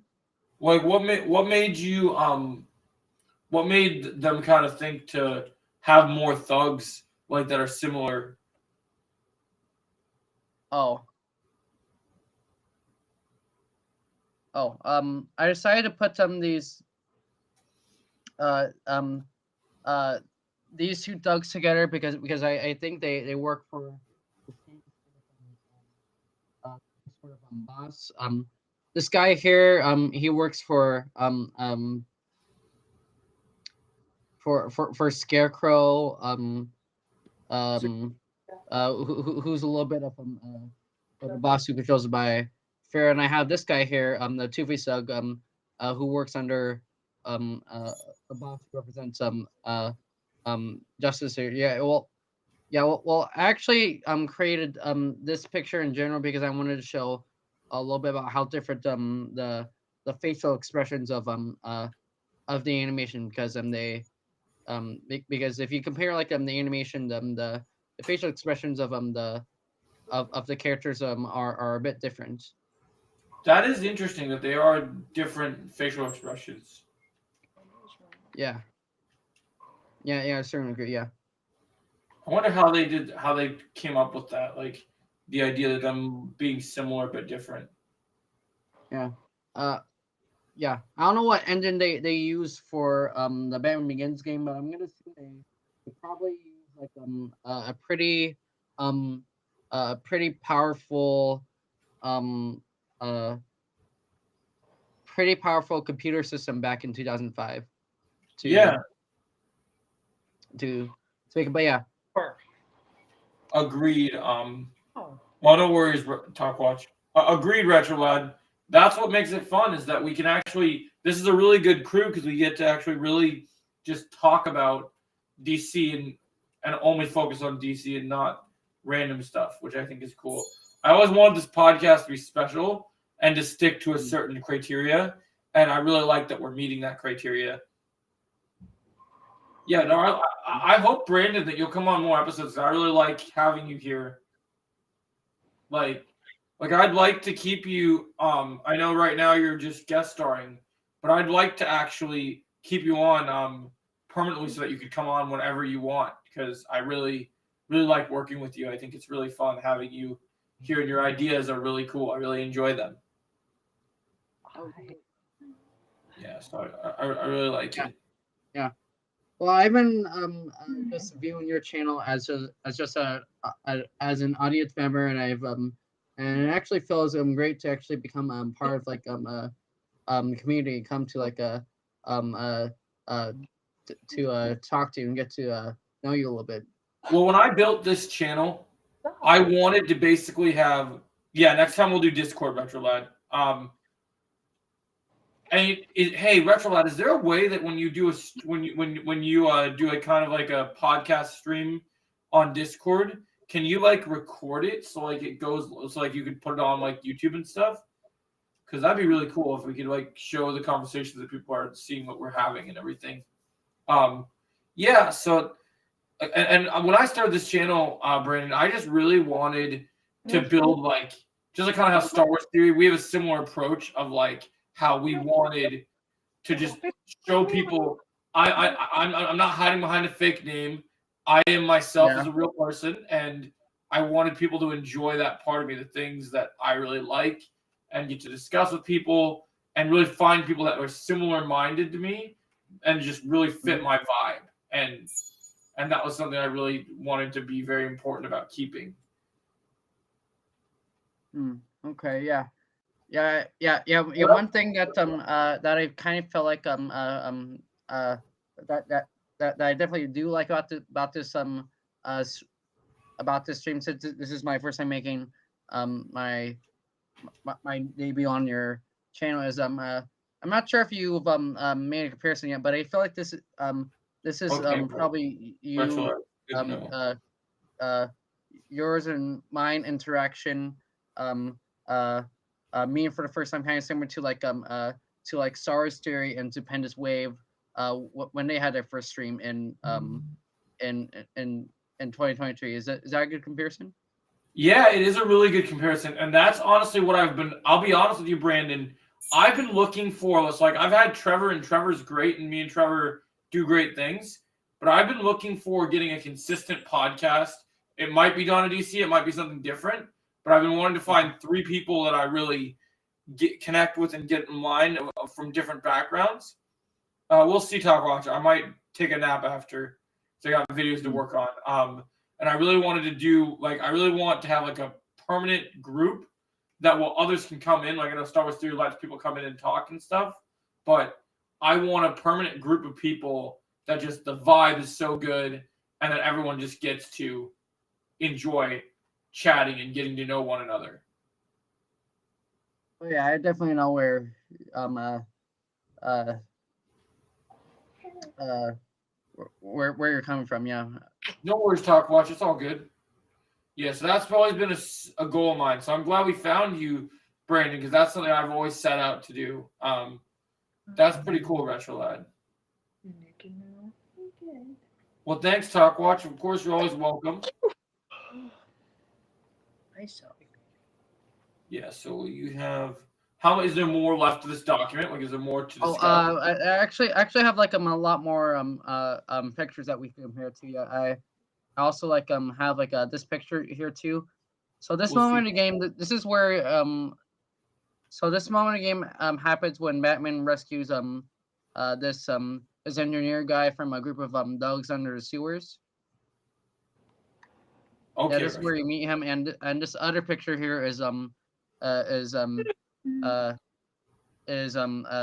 is when I play Arkham Knight. It's like when you meet is when you have an opportunity to talk to Officer Cash after you bring Poison Ivy to GCPD lockup the first time. Oh yeah, I remember Officer Cash. Yeah.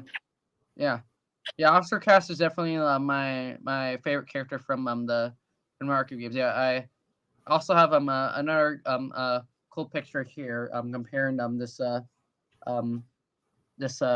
SWAT officer here who I think he's wearing some sort of a ski mask or something.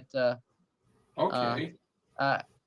I can't tell if it looks like ski mask, but it kind of looks more a little bit like the Green Goblin mask a little bit. And I Yeah, it does compared him a kinda little look bit side by like side that. to just other guy too, the Militia Soldier from the Arkham Knight. Yeah, I like that. Yeah. I like that a lot. I think that's pretty cool.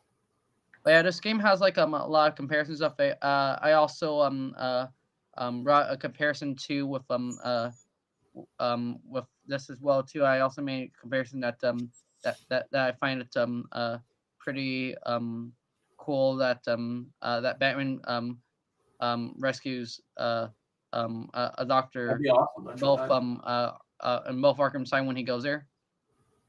Yeah, that's pretty sick. I like But that. yeah, fun fact about this doctor. So this doctor here, her name's Dr. Emma Thomas, but but yeah, fun fact about this doctor. If I think if you look at the credits, Emma Thomas, I believe, is the cinematographer and the wife of Christopher Nolan, if I'm correct. Oh, that's cool. And she worked on the games as well as the. Yeah, she did work on the game and had a little bit of a cameo. Give me 1 sec. I'm gonna grab another drink, and then I'll be right back. But I really like where we're headed with this stuff. It's really interesting. You still doing all right, honey? You still doing all right? You need another drink? You're still good? Okay. I check on your drinks. I refill, I not refill. I the Count Dracula of drinks. Yeah, I think this is going to work out really nice, honey. I mean, I'm really enjoying my conversations with Brandon here.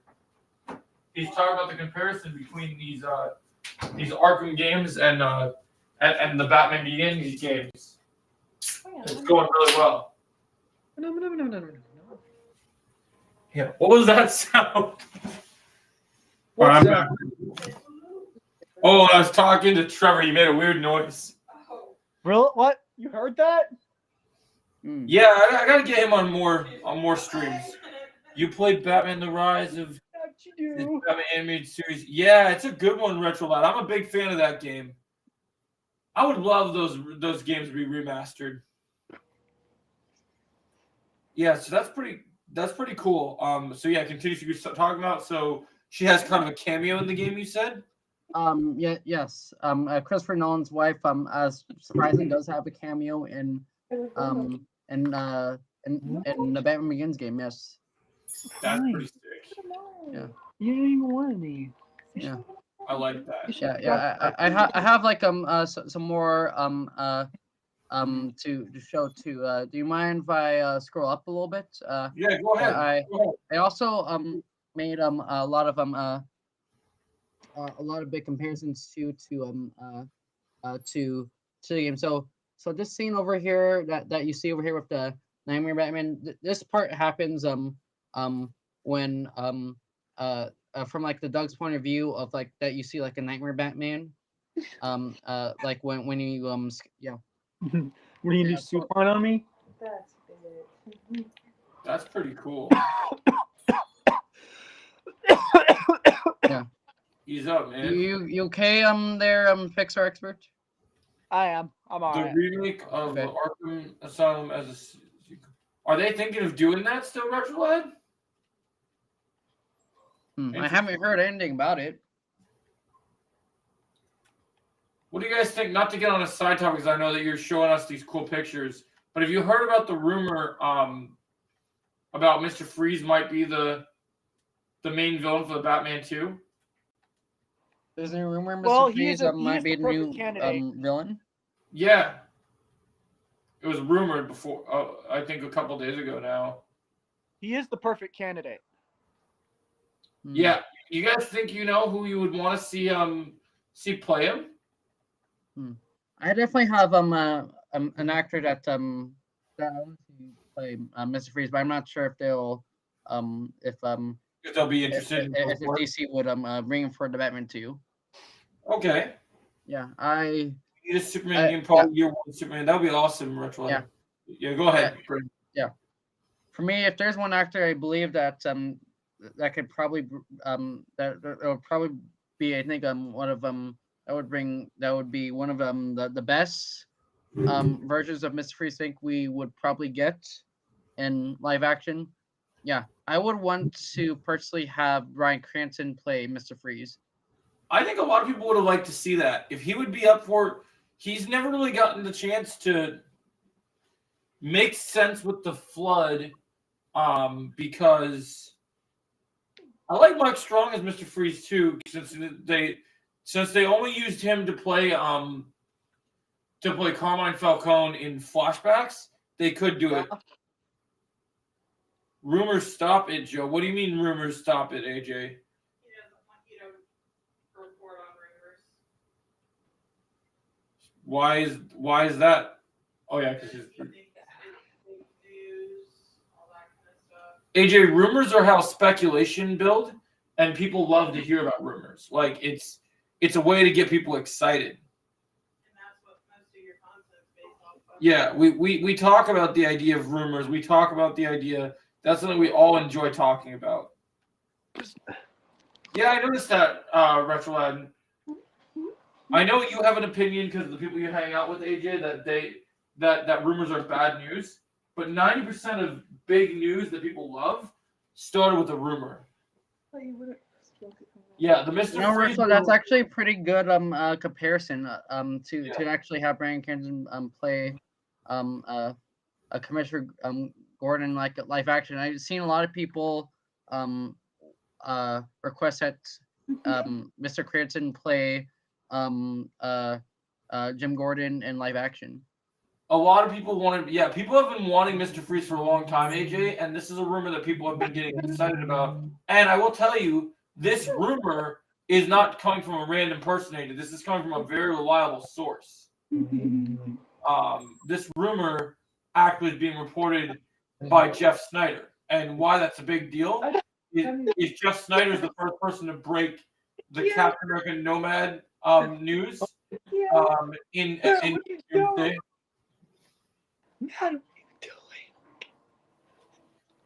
It's not anything we've 100% talking our full trash, just talking them out. Yeah, exactly, Kenna.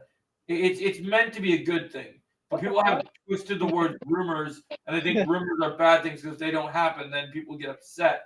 And some people in different communities treat them as it's fake news, but it's rumors happen because Hollywood is trying to build buzz. It's trying to get people excited about things. Okay. And so I think the real big thing here is this rumor is true. You know what's interesting? I'm glad you didn't mention the Bryan Cranston thing, but you know what I heard that's really interesting because of the legacy that has had with the character? I heard that Arnold Schwarzenegger's son, who's now older now. What do you mean? I know that. What do you mean rumors stop on X? What do you mean by that, AJ? I can't see shit. I can see Karen Gillan as Poison Ivy because James Gunn was close to her in Guardians. I would like that casting, actually. I think she'd be a great Poison Ivy. It'd be really refreshing to see Karen Gillan in a role where we actually saw her hair instead of her being bald. Yeah, I knew you were going to do that, honey. Baby? You know, Karen Gillan as being Poison Ivy isn't a bad idea. I've been seeing a lot of casting for her as Poison Ivy, and I think it could definitely work since she's I will be honest, and I know people might get mad about this because James Gunn loves to work with people he loves. I will not be surprised if the DCU starts being made up as almost every single Guardians actor ends up getting a role in DC at some point. One thing I've actually been toying around with right now is because there was all these weird bogus rumors for a long time that Chris Pratt was going to be Batman, and that was never going to happen. But one thing I'll say is, exactly, Retro Lad. But one thing I'll say that I can 100% pretty much confirm to you guys, we not talk about it no more. What do you mean, AJ? I'm asking a question. But one thing I think is really interesting is I still think, I don't know when it will happen, but I think if we're getting Jason Momoa to play Lobo, I still think we're going to get Dave Bautista. As I think either Dave Bautista will play Bane or he could play Wildcat. You want Chris Pratt as Booster Gold, huh? Chris Pratt would be a good candidate as Mr. Gold. I could actually see that. You want to know something I'm actually coming around to that I never thought I would actually come around to? I'm actually thinking as much as it would be cool to have him as Booster Gold, that's still kind of in the vein of how Star-Lord is. What do you mean people, AJ? I personally, I saw a fan casting today, and I might even do a video on it because I even saw an image of it and heard about his background. I think because James Gunn loves this character and he loved working with Chris Pratt, I really do think if Chris Pratt put his all into everything, especially with how funny he was in the Guardians movies,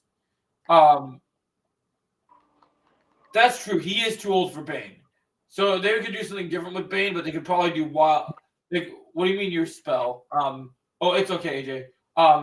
They could probably do something. I think Wildcat would be more likely because he did just do a pretty big action movie. He's pretty good. So I think they could deliver that. But he'd be a good boxer, I think, as some sort of character. Or maybe even Hugo Strange. He could be a good Hugo Strange. But then No more Chris Pratt. I need a break. I know, Kenna. I know. Unfortunately, the problem is James Gunn loves him, so we're probably going to see him in the DCU at some point. Like, he is just an icon that people love. So you will see Chris Pratt again at some point because James Gunn just loves him. I agree. Oh, I actually have a hot take of like for actors being DC. Would you like to hear it? Yeah, I'm interested to hear it. So earlier when we were talking about like the different types of Batman that we've had throughout the years, I'm not sure how you would feel, but would you like to see Ben Affleck come back again if they try to do like some sort of Crisis of Infinite Earths crossover? Yes. Because so I don't think he was a bad Batman. my whole think on that is that I think that the DCEU actors will all come back for the Crisis event. When they do Crisis, I think that all because I think he wants. I did see that Retro Lad. I'm down for that, honestly, Retro Lad. I think he'd do great. But yeah, so I think because I've been seeing people actually fan cast Cavill as other characters, but I think he will come back as a different version of Superman, maybe in Kingdom Come Superman when they do Crisis. It would be interesting because by the time they get to Crisis in the DCU, some of those actors are going to be real old, so they're definitely going to have to change their. Yeah, I think we'll definitely be doing. They'll definitely do Crisis, though. I have a feeling James Gunn's a fan of Crisis. Yeah, Knowing that he worked. I hope so. That'll be pretty legendary if And I have always been toyed around with the idea that depending on what actors are alive, I think Ben Affleck won't be the only former Batman actor to return into Crisis. I agree, Retro Lad. I think those are the two. Sorry for interrupting. So you think there will be more Batman actors that will return to the DC sometime too? Yeah. I think if Keaton were still alive, I think Keaton would show up. I think I could also see because it is multiverse and there is a multiverse as much as it is grounded in Elseworld. When people talk about Robert Pattinson being in the DCU, they talk about him merging the Earth and being different, being the main Batman. But I don't think he'll be the main Batman. But I could see a world where Matt Reeves and James Gunn teamed up in Crisis to put Robert Pattinson in the crossover next to the other Batman. Like that. Better? Yes. So I could see I've always had a theory that a Crisis Batman No Way Home situation would be kind of fun.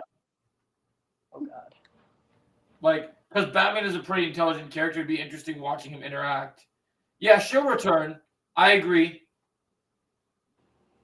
What would be interesting is, do you think in Crisis Jason Momoa would play would play Lobo and Aquaman, or do you think it'd just be him interacting with the different Aquaman? That's what I would wonder. It would be interesting. That's a tough situation. I mean, I say this. I see people talk about Rumored on Summer and Summer End, and they not talk about it. There's some people, AJ, that just they don't understand, and they have changed their minds, and they don't understand how to how do I word this? People just always treat rumors like it's a bad thing, and there's a certain group of people. I'm not going to say their names, but they find it. They think everything that's rumored is bad because they don't see it ever happening or they don't see it as a possibility and they're not paying attention to the thing. Hopefully the Flash movie is about Barry being trapped in the Speed Force and it's Wally. Barry don't come in until the end of the Flash trilogy. We could have a version of Keaton survived doing Beyond. I'd like to see that. I think that'd be cool. I get it, Kenna, but she was the previous Wonder Woman. Eventually for Crisis, people would want to see her again.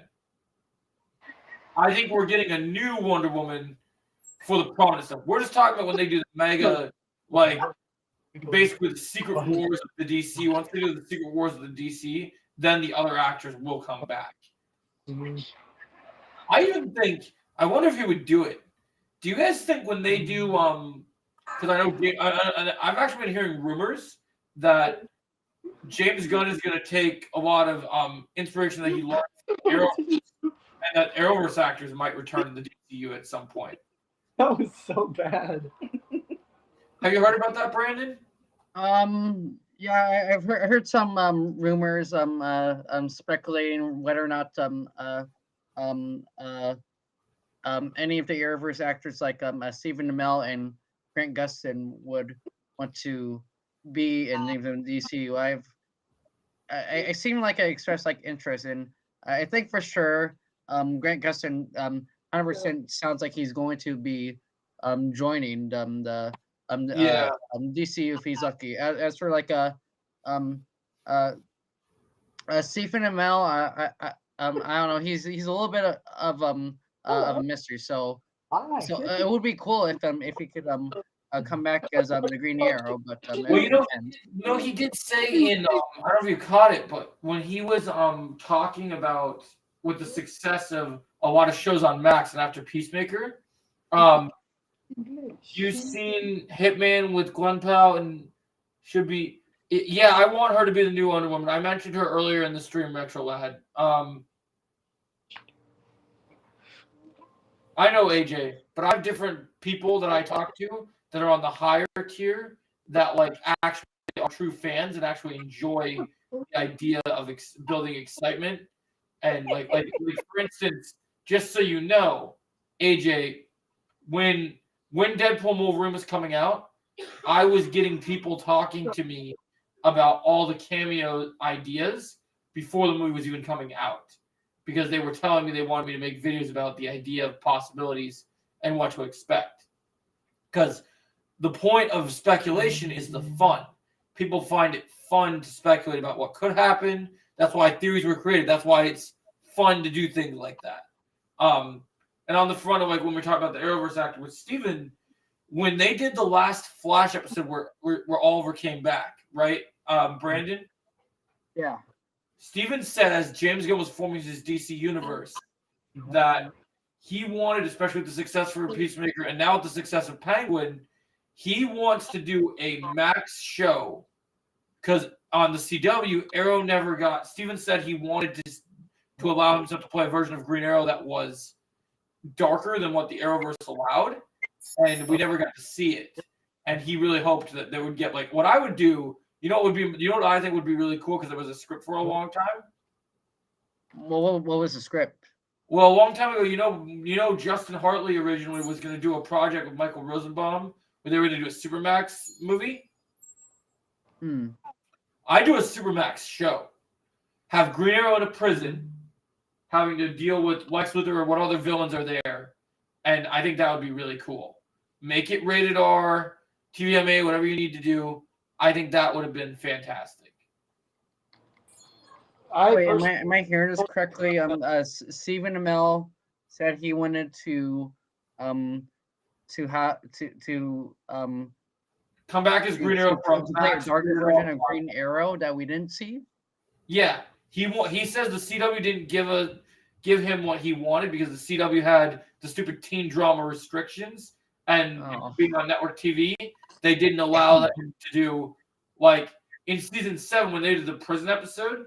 He shot really cool things, but then we won't get Darkseid right away. It's going to take a while, Retro Lad. You don't need to worry about it. A long time for us to get Darkseid.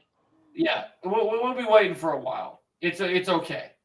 What were you saying, AJ? You said my name in the chat, but yeah, I think actors coming back would be cool. You know what I think? You know who I think is going to come back that actually makes sense, and they kind of already laid the groundwork for it to happen. I think the first Arrowverse actor to join the DCU is going to be is it Mark Ryan who plays Constantine? Matt Ryan. Matt Ryan. I think Matt Ryan will come back first. And I think they'll finally do a Justice League Dark movie. Social media change, Shifty me not care, Joe. I want they trust again. AJ, you just got to go to the right circles. A lot of the people that I've seen you talk to, they're in the wrong circles, and they don't. The people you got to connect with, those people are the ones that care. The people that are fans are holding out hope. There are people that have become too cynical and have lost their way. But then there's people like Star Wars Theory that are there that are trying to keep the peace and make people happy, but also talk about the things that are bad. Like to me, Star Wars has been so bad lately that I've been shifting gears to get to talk about the franchises that I actually love and enjoying those franchises with my friends while things are good. Brainiac as a Justice League villain, I think would cool. I think that they're going to set up the Justice League villain first to be the center, though. I think there's a lot of things in DC right now setting up the center right now for a few other things. Do people want Zod again in the DCU? I think they do, but I don't know when they would do it. He's not that high on my list, but it'd be cool to see a different take of him, I guess. I liked Michael Shannon's portrayal, so if they do another Zod, I won't be against it. Honestly, bringing back General Zod isn't a bad idea, but for me personally, I feel like there's like tons of other Superman villains. I think we could probably see more Yeah, of that probably hasn't been characters that we haven't hasn't been on screen yet. I feel like if they want to like show other Superman villains, depending if the 2025 Superman movie is successful, for me, I would like to see more of the less known villains that hasn't gotten too much spotlight, like either like Metallo, Parasite, Yeah. or Mr. Pleglik. Am I saying? Yeah, that would be cool. I'm hoping to see Mongol at some point. Mongol, who's Mongol?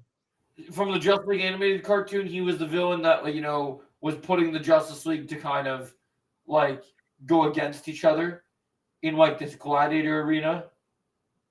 Yeah. So what is he? Is he some sort of wizard, or what kind of villain is he?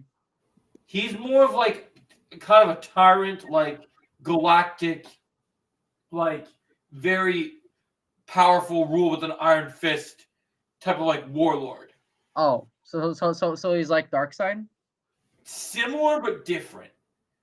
Okay. This one he owns, like he is in control of like a planet like ship.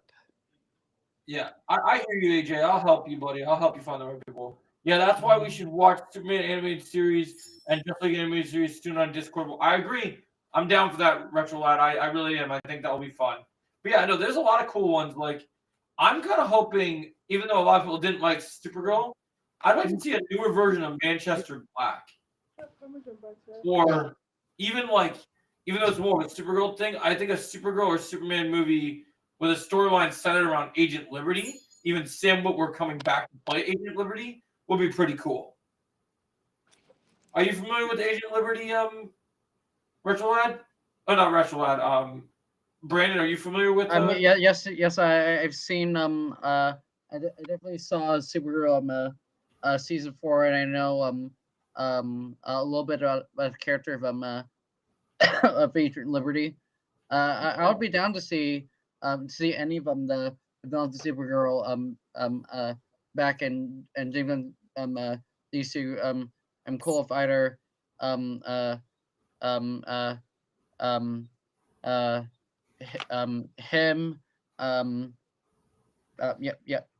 with Agent Liberty, Manchester Black, as well as Cyborg Superman 2. Cyborg Superman is definitely one for Superman that's gonna be cool. I'm really curious to see if we're gonna get Ultraman and Superman like the set photo show. So if we get Ultraman, that's gonna open the doors to a lot of really interesting possibilities that we can play around with in the future. Yeah, I really hope the DCU is gonna set everything up up like James Gunn definitely plan for like his for like his slate that he definitely talked about back in 2023. I agree. I like that retro lad. I want to see Mattel in live action Superman movie testing Superman's limits and Lex is behind it. That'd be a really good surprise. What if no one knew Mattel was in Superman, and it's just that it's been his big plan? Ultraman is a clone of Superman in the movie. We think so, retro lad. We don't know for sure yet, but they might go that route, which I'm okay with if they do go that route. It's a good route to go. But it's crazy. I mean, we're in 2025. Before we know it, guys, like on the lead up, even though this is only January, it really isn't that far till we get to July, guys. We're going to be watching Superman before we know it. Oh, yeah. And we're going to have a get-together for that one. We'll have to make sure on this podcast that, like, I want this podcast to be consistent. I want to have consistent discussions. Like, since Star Wars 3 has his, like, whole thing where I want this podcast to become something where we talk about everything, not just DC news, but when we watch a DC movie or a DC TV show, I want deep in thought discussions about things. I think it's so fun. This specific group has so much heart and so much passion for. And what's great is like DC has always been hated on for so many years. It's nice to see people respect DC and be excited about the future of DC for the first time ever. I agree. It makes me happy. Yeah, definitely. I feel like DC for like I agree, Ken. I like several years under. Yeah, I would like that for a third movie. Could be a Superman and Supergirl team up against Brainiac. That would be awesome. I would actually really love that idea of a movie. What were you saying, Brandon? Oh, I was just saying for the past 10 years at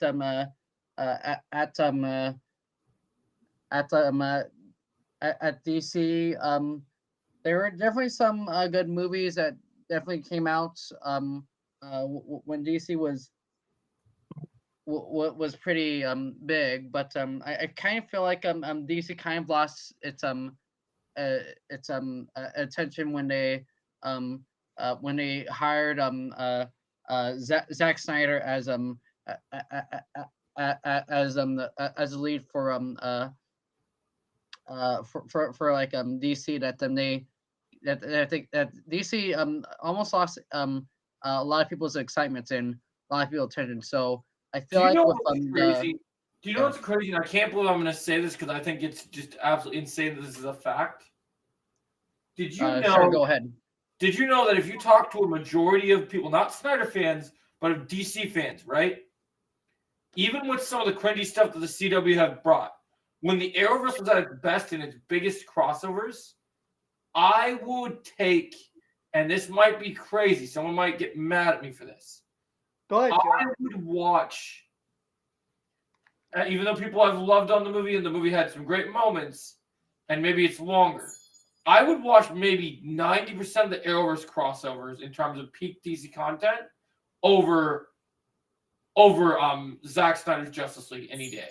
And that might be a hot take, but in terms of what DC is and what people love, I feel like that they really did a good job with that.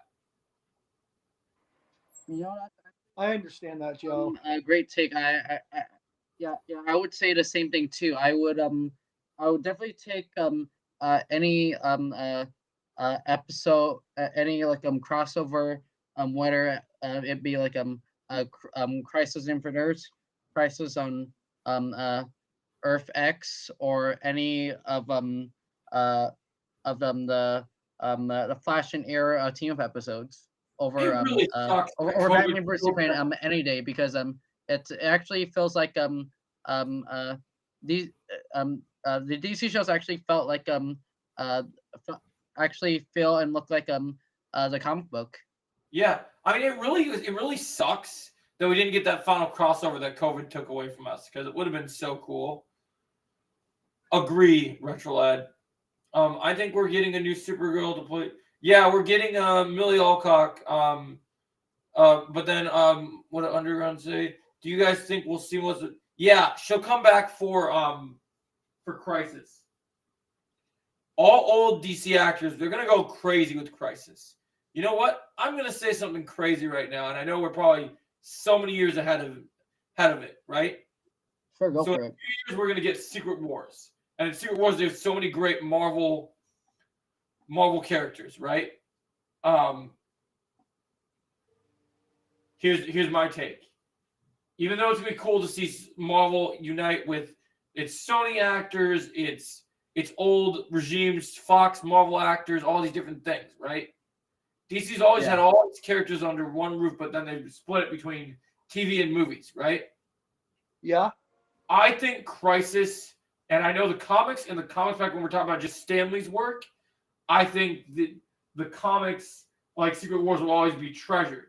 I do not think the Secret Wars movie will be on the same level as like the Secret Wars comic, and I don't think the Secret Wars movies, or if it ends up being movies, once there is a Crisis on Infinite Earths for DC, if it's in James Gunn's universe, I think we'll look at Crisis more fondly than we'll look at Secret Wars. Like Secret Wars will be a fun event, but I don't think there's anyone at Marvel that has that wit and has that love for what comic book stories truly is. Imagine if James Gunn and Kevin got together for a DC. I mean, that would be amazing if they did that, Retrolad. I mean, I would love if they could actually pull that off. Like it's to me, it just feels like, even though we haven't even seen that movie, it just feels like a way that, like, well, I'm excited about it because I'm excited about the idea of Doctor Doom and all the different things they're doing. It just, I don't know. We're just starting. That's funny, honey. Or that's funny, Kelly. We're just starting the DC. I know I did it again, honey. That's how I was talking to you, sweetie. Like, I feel like they've done some really good things, and they have some really good promising things. But it's crazy that we're entering like what should be Marvel's most excited phase of characters, but they're not doing such a great job of setting it up that, like, we're looking at this DC universe just starting out, and we're like just blown away by how this universe is building and building excitement. And what's interesting, even though people were excited about Marvel in Phase 1, I don't think the build-up to the MCU was as exciting as it is as the build-up for DC is right now. Because you have point there. I'd say I think because a lot of Marvel fans are probably tired of the state of how the MCU is right now. I think a lot.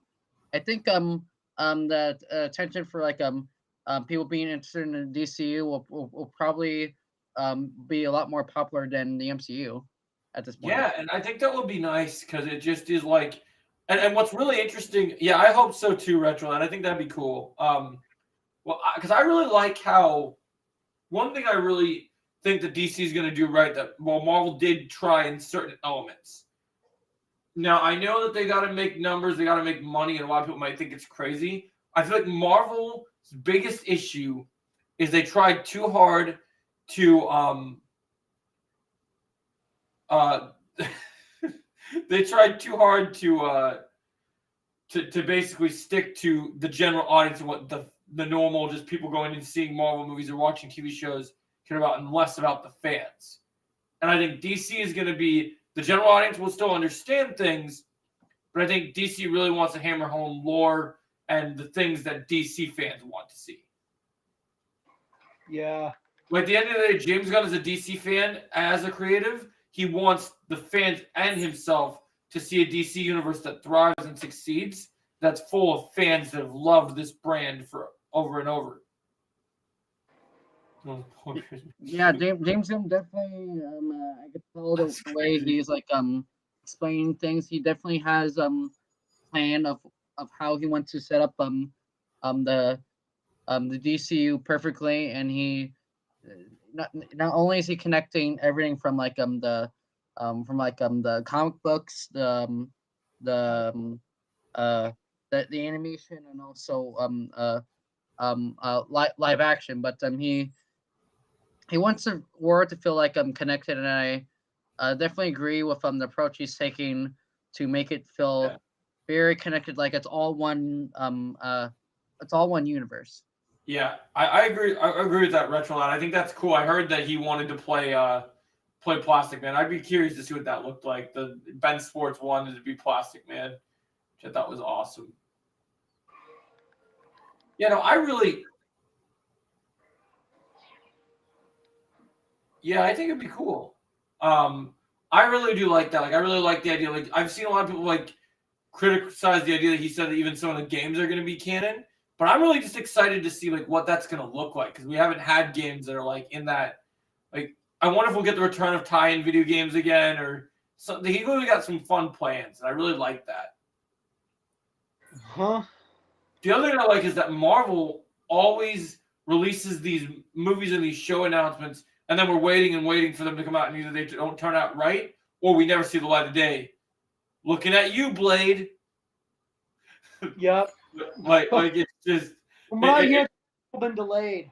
Yeah, it's just the fact that do you think they would announce things that are actually going to happen, or how about you make a good script and care about your product and then announce it?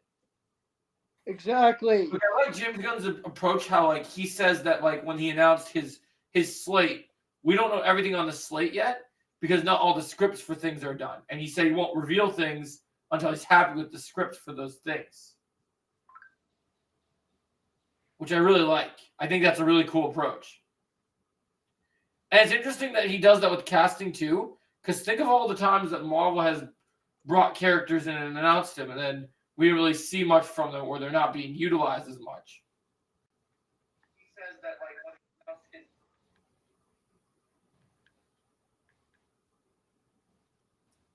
what do you mean by that, Retro Lad? Yeah, I find that so interesting. You have any thoughts on that, Brandon, about what I said about like that idea of like just the casting being worked on with the script? Can I talk about a DC video game that came out last year, Batman Arkham Shadow, and compare it to Batman Cape Crusader? Yeah. Go ahead. Okay, so I want to go back to your question. So you're asking right now about how I feel about the casting. Yeah.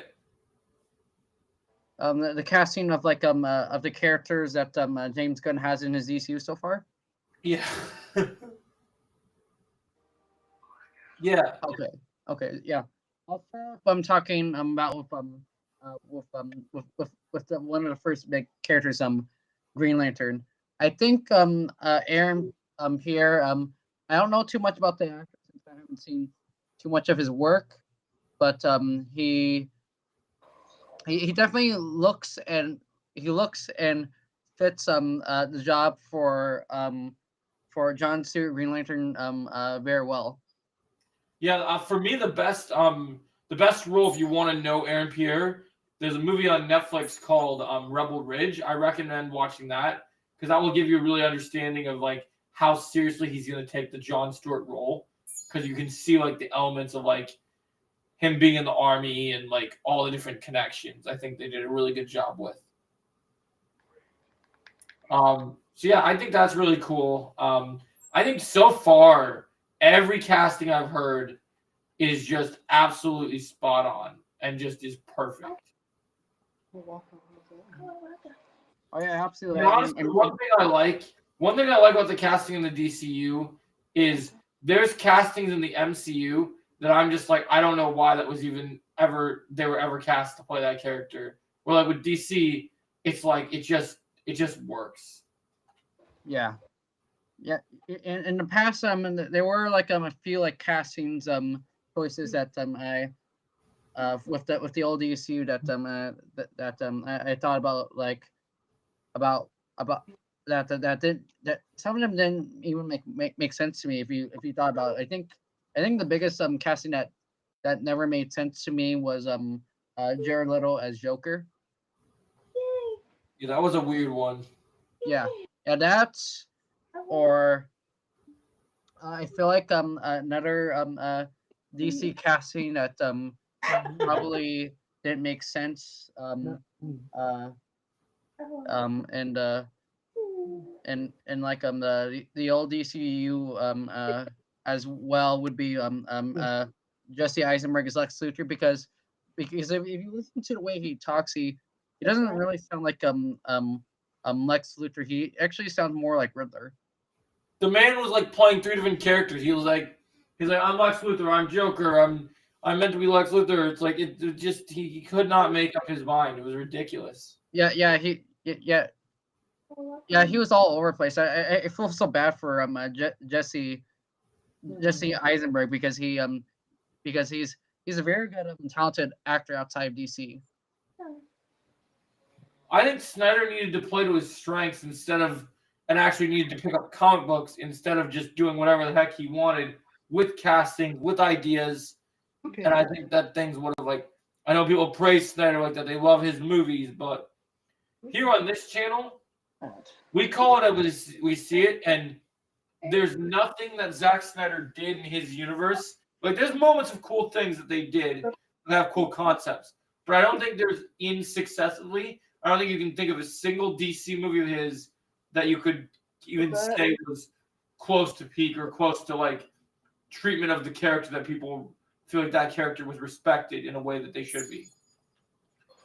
Like, I'm still holding a grudge for Zack Snyder for what he did to Jimmy Olsen. I think that was the dumbest twist reveal in his 3-hour cut of Dawn of Justice.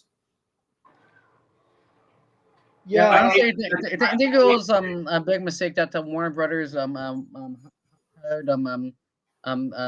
Zack Snyder because they think they wanted to make to build their universe a lot like the Dark Knight series, but compared to Marvel, which actually did had a plan, they didn't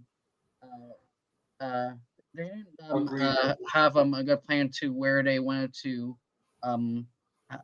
have the DCU go. Agreed, kind of.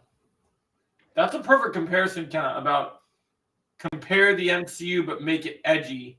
Yeah, that's a good way to look at it. I agree. I think that definitely is something that is just, I just don't understand why he didn't understand as a director. They wanted to compete, they wanted to do things, but then get good people that understand the work. Do your homework. Yeah.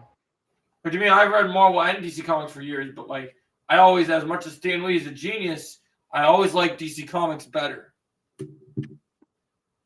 Yeah, I agree, Retro Lad. It wasn't even just that they killed him. It's just that Jimmy Olsen being a mercenary and not being on Superman's team. Why would you take Superman's most important ally by his side just to do some fun twist?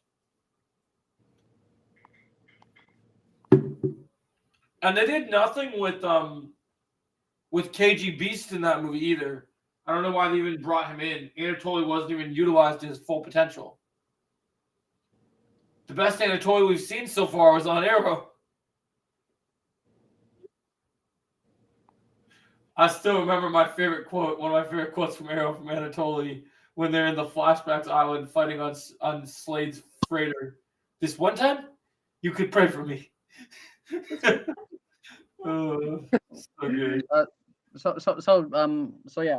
You mind if I talk a little bit about two big DC projects I want to hear what you said about those other I saw last year?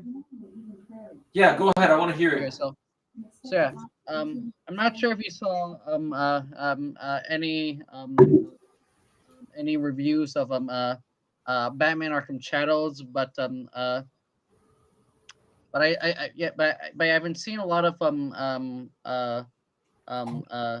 story and gameplay through this one channel called Batman Arkham Videos. He does a lot of playthroughs of every single Batman game, including Suicide Squad and the Tales of Batman 2. I'm gonna make a video about it, Retro Lad. So make sure it happens. But yeah, go ahead. And and the great thing about this story in general, without giving away any spoilers, it's gonna be spoiler free. For Arkham Shadow, this is I believe the first Batman story I think I've seen in a while that has a very refreshing twist that respects the character, not only the character but also the lore within the Rock City and Warner Brothers Montreal Origins canon as well too. It's yeah, it's it definitely takes everything I- you know from like the Arkham games like the combat the Predator and also the detective work too. Yeah, it's if there's one way I'll describe Arkham Shadow, it's it's definitely a first person version of of a of of an Arkham game you played previously. Yeah, I really feel like that. I've heard really good things about that. I just wish that I didn't have to get a whole new VR to play it. Oh, okay. So you've seen some playthroughs of Batman Batman Arkham Shadow 2, or you just heard Yeah, the I've news? seen it because I'm interested in the fact that because it is such a unique game, I'm interested in the fact that, you know, as someone who's a real martial artist, I like the feeling of like with the VR component, it feels like you're actually in those fights. No. And to me that really I find that interesting. We talked about Oh the yeah, idea definitely. of, Yeah. What definitely surprised me the most with Batman Arkham Shadow is its story, and it feels like a breath of a fresh air compared to like the story of Suicide Squad, because with Suicide Squad you were just playing as bad guys all the time, and you didn't have any sympathy to like while you're playing the story. And with this game, this actually feels like a love letter to what the Arkham series represents in general. Yeah, a lot of people say that this video game represents everything that they love with the Arkham series, but in first person. yeah, I think that's really cool that they've said that. That's really cool that they feel that that's really been enjoyable for them. Yeah, I think she should join. I think everyone should join the regular thing. You know, something I've seen that's kind of crazy. Oh no. I'm glad you mentioned that, Kenna, because something I've seen. You know what I've seen that's kind of insane, that I think is absolutely wild.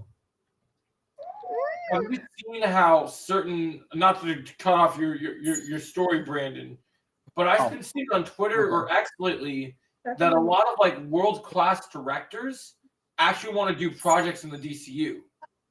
But like when you look at the Marvel Universe now at the MCU, no one wants to touch the 10-foot pole, 13 minutes. which I think is crazy. How do you feel about Superman and Fantastic Four coming out in July box office wise? I'm fine with it. They both want to compete with each other. We've had this before, but this is a time where, as much as I think Fantastic Four will be good, I think DC is going to win that battle because you have Marvel's first family versus arguably one of the most important DC characters of all time.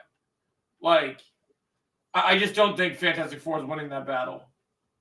You know, July is definitely going to be an interesting month for sure. I think it depends on what the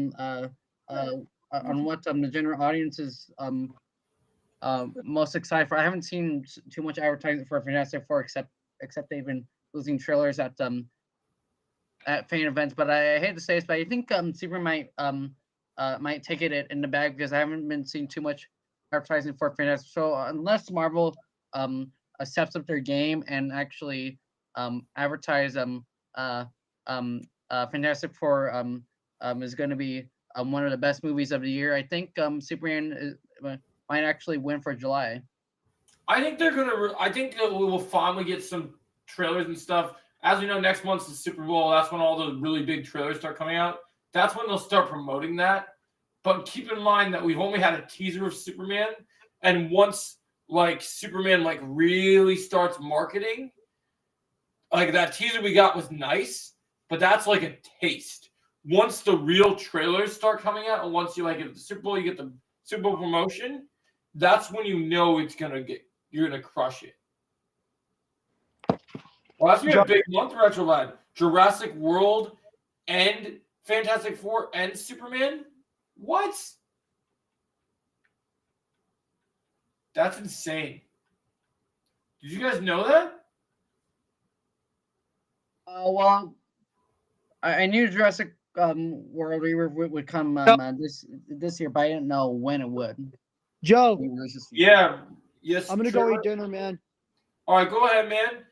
Thanks for coming, buddy. We'll play games tomorrow, buddy. Sounds good. You have to leave Pixar. Oh, okay. I was gonna ask you. So, what do you think of like my whole commentary with comparing the Batman Begins video game inspired the Batman Arkham trilogy? Well, I think that's actually really good. I think your argument is actually really decent. You know, I agree with you 100%.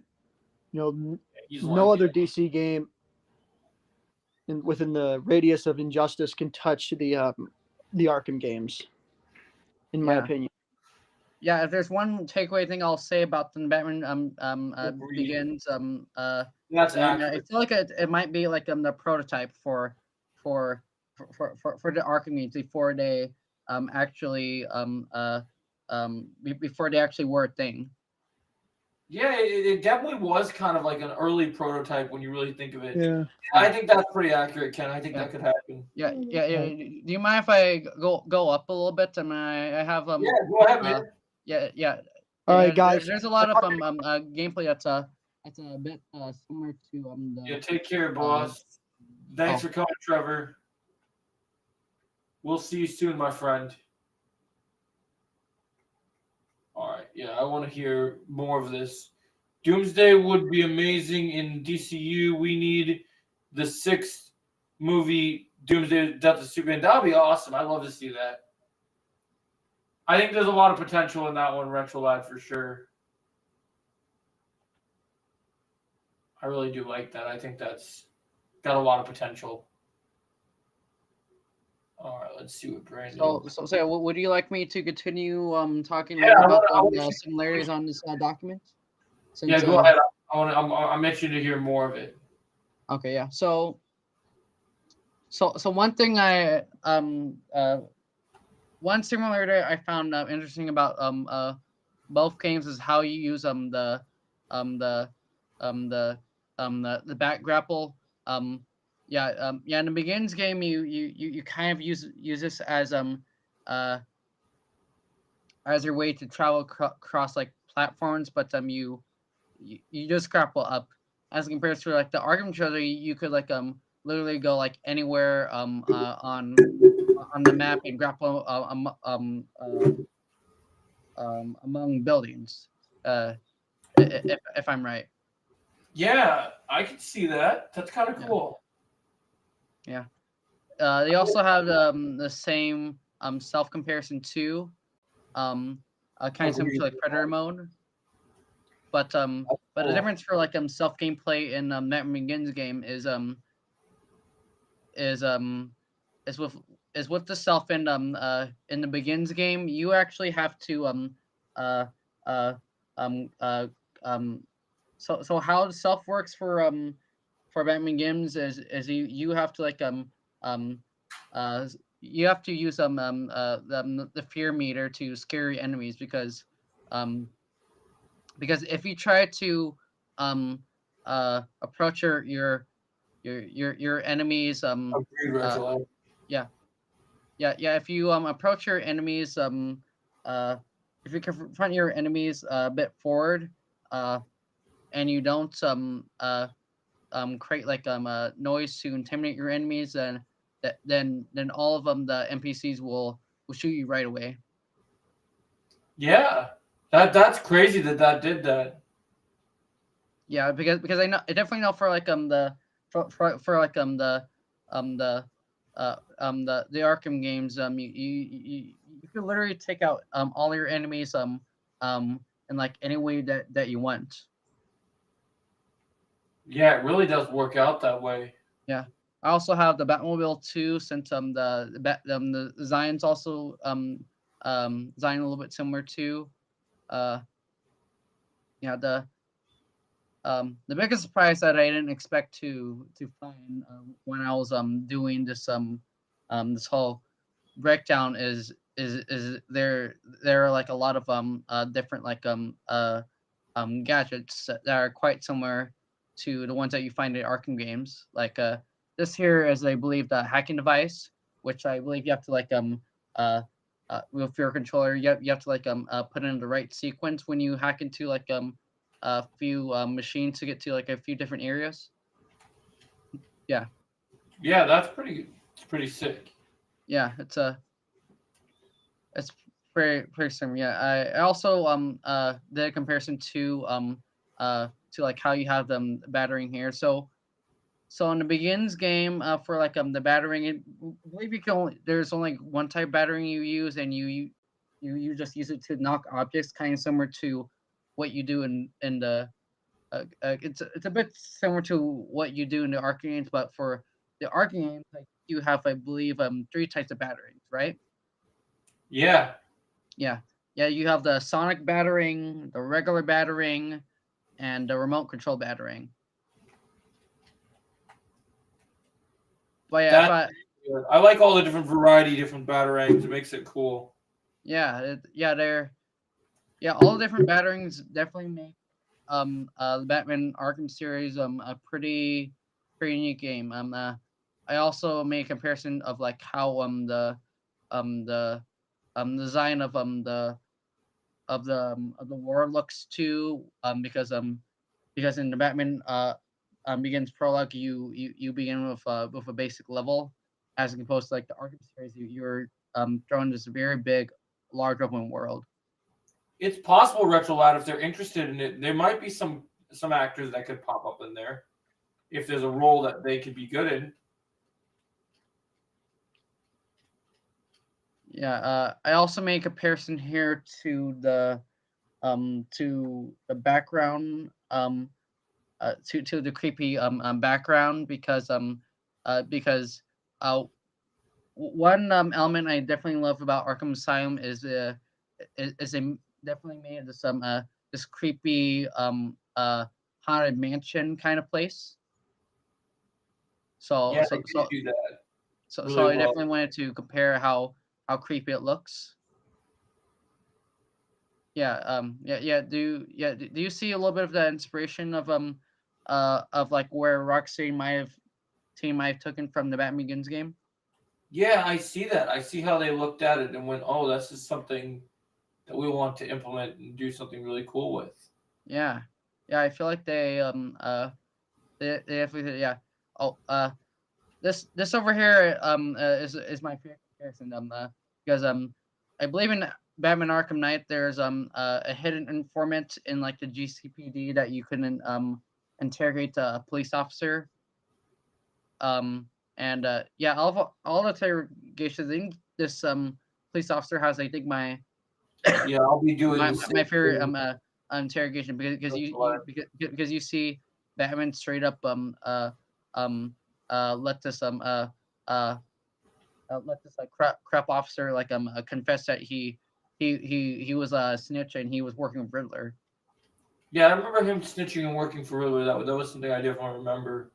Yeah, I remember that being a big deal. yeah. The only difference I think for like the interrogation scenes in the Batman Begins game is for the interrogations. I think you could interrogate enemies about, I think, maybe 3 or maybe 4 times more than interrogation than you do in like City and Night, Yeah, I because will I be think you interrogate them once. starting tomorrow, I think. Yeah, that's really interesting. Yeah, yeah. There. Yeah. I also yeah.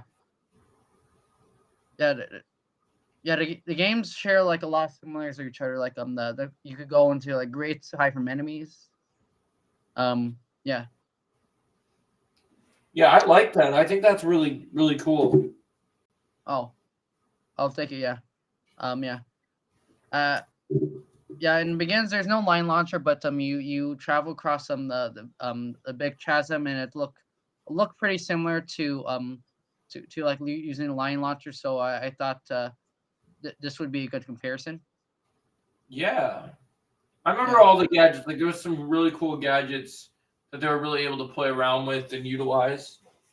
Oh yeah, definitely. Yeah, the Arkham games definitely did a good job of showing um uh all of Batman's like unique gadgets that he uses. Yeah, I think they really did. Honestly, Yeah, yeah. So for me, I think that for like Rocksteady, I think they probably did their homework and probably took a look at what made them the the on what made the 2005 Batman Begins game interesting, but I think they improved it to they definitely improved to it. make it look unique. They definitely put a lot more work into it. Oh That yeah. makes it look like it was totally successful. Oh yeah, for sure. Yeah, they definitely they definitely put like a lot of homework. Yeah, oh yeah. My favorite takedown that I enjoyed comparing when making this comparison was the Sicilian takedown to the inverted takedown. Yeah, that's a Yeah. great one. Yeah. Yeah, I love that one. That's a good takedown. Yeah, Batman's takedowns are pretty similar. If you compare them, yeah. Yeah, I'm actually recognizing that as takedowns right now because as we're having this conversation, and you're telling me about the Arkham games, I'm literally playing a challenge mode in the Batman animated series suit from Arkham City, taking out some Tiger Guards right now. Oh, Yeah.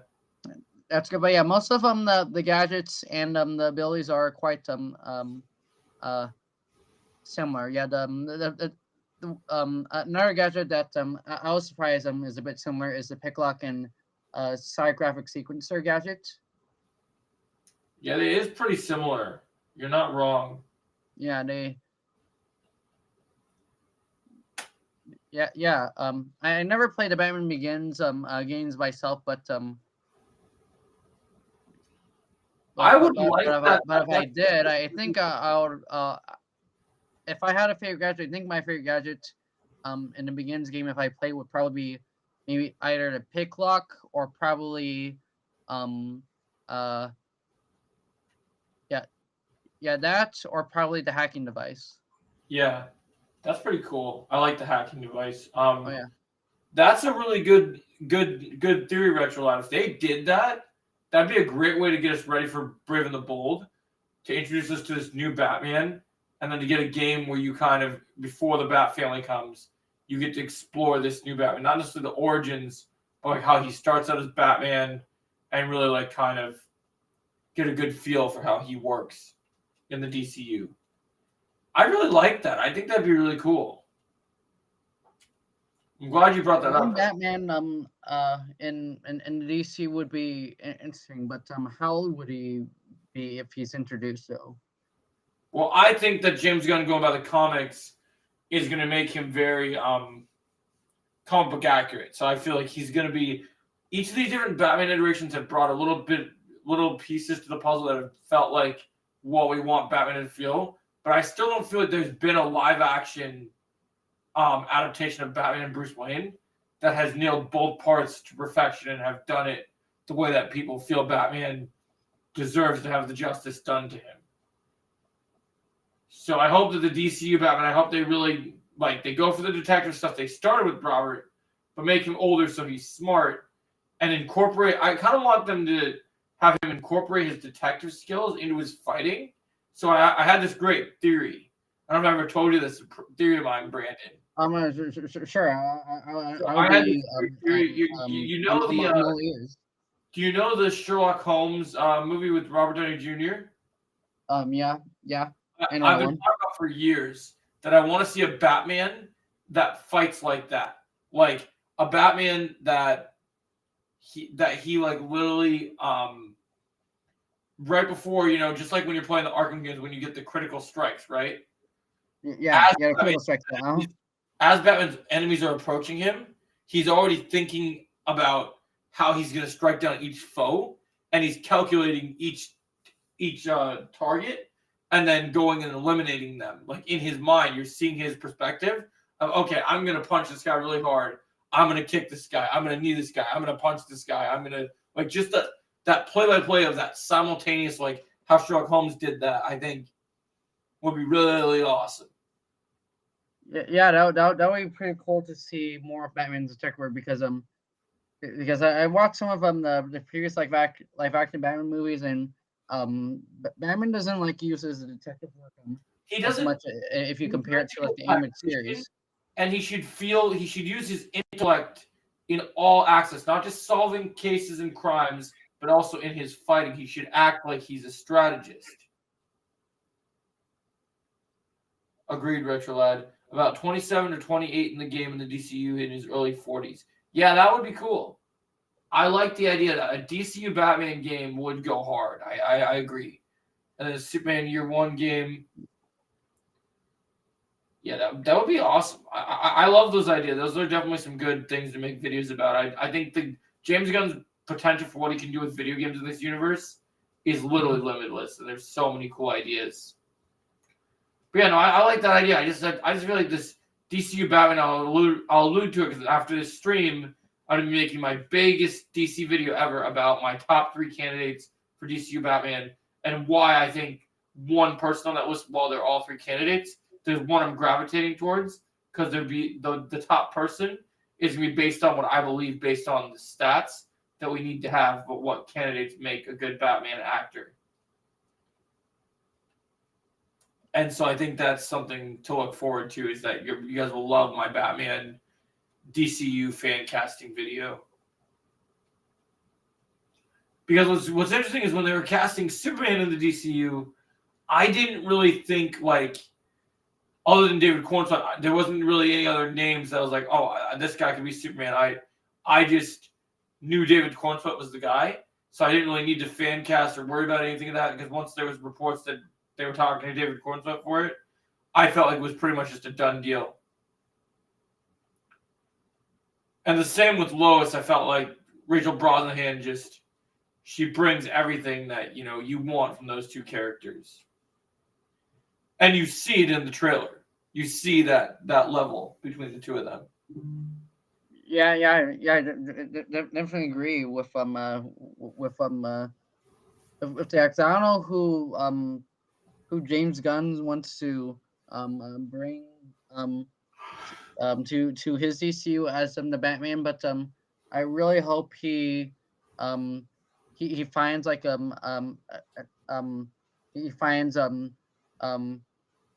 additions like several actors that are good for like the role and do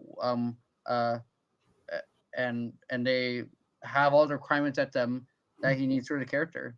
Like, see, I feel like because of the fact that like obviously say you're not caught up on Creature Commandos, but you've seen the image. I feel like, because James Gunn said that even if a script isn't, he said that he's not going to start showing characters and casting them until a script's done, right? But Batman is such a massive part of that universe that even if the script isn't done for like his, say, Brave and the Bold script isn't done, right? Mm-hmm. But James Gunn never said that characters couldn't show up in another movie before their main standalone project. So I'm actually starting to believe that the DCU Batman has been cast and just hasn't been announced yet. Because if he hadn't been cast, why show him in Creature Commandos as a silhouette? Like, why would you show what Batman basically looks like if you haven't done a fitting for a costume for Batman? You know what I mean? Yeah. I definitely think James Gunn is going to like tease us it's definitely tease us Batman, but he's not revealing he's not revealing who the Batman is yet. I think he's just teasing people a little bit about Batman, but but whoever gets to play Batman is definitely gonna have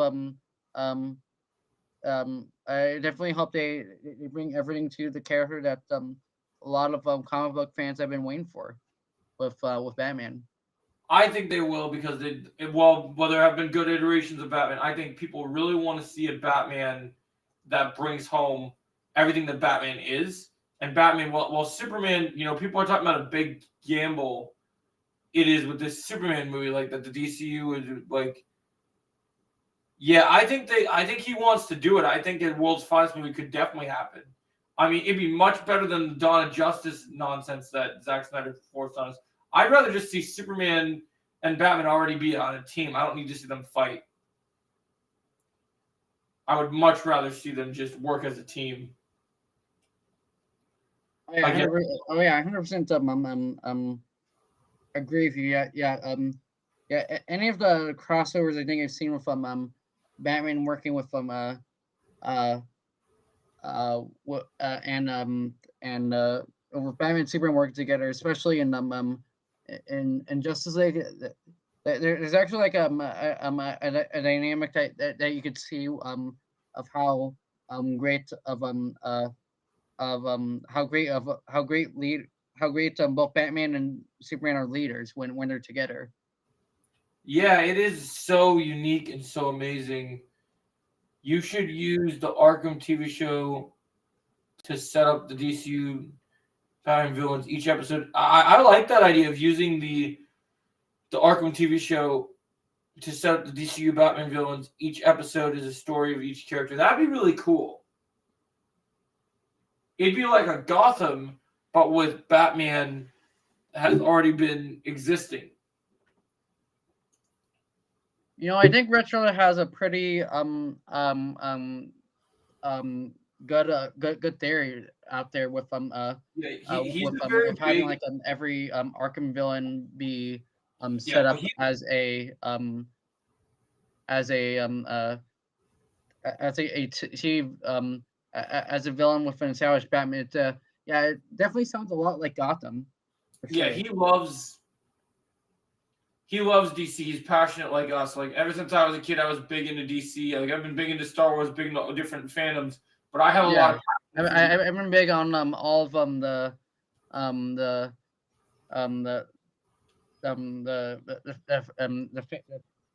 fandoms too. Aside from like DC, Marvel, Star Wars, even Indiana Jones too. Yeah, like I try to stay current on everything, but I'm really just enjoying being invested in the world of DC in this big way. Dude, if we got a Flashpoint movie with those Thomas Wayne, that would be crazy. Imagine if Ben Affleck is Flashpoint Batman, that would be crazy. And Emma Stone as female Joker. I'd love to see that. I still think it's a waste we didn't get. I still think it's a waste the Flash movie wasn't a Flashpoint movie. I think that Flashpoint is a storyline that DC has the opportunity to adapt and do it perfectly.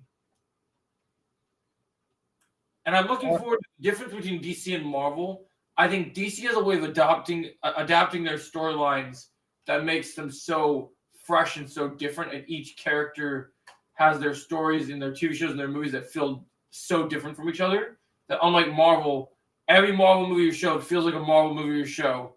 You'll watch something with DC from a character and you'll be invested in their world. So you won't even contemplate, oh yeah, this is in the same universe, but a Superman movie isn't the same as a Batman movie. A Swamp Thing movie or show isn't the same as a lighthearted Superman project or even a Green Lantern aspect. Oh, Wonder Woman versus Aquaman. Yeah, that would be awesome. So I like that. I like the idea that each project can feel fresh and different. Yeah, that's actually pretty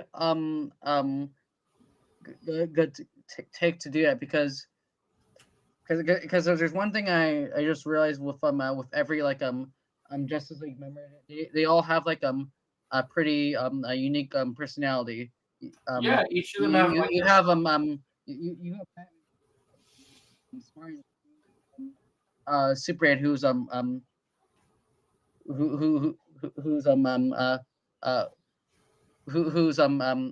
heroic and also like a patriot yeah, and then there's also other heroes too, a part of the Justice League, like l- like like Wonder Woman, who trusts who bodies um uh honor, and then there's also um uh, other members of the Justice League too, like the Flash, as well as Aquaman a little bit um too, but yeah. But yeah, my hope for like the new like DCU, and I hope the um I'd uh like to see that. James Gunn doesn't make this um uh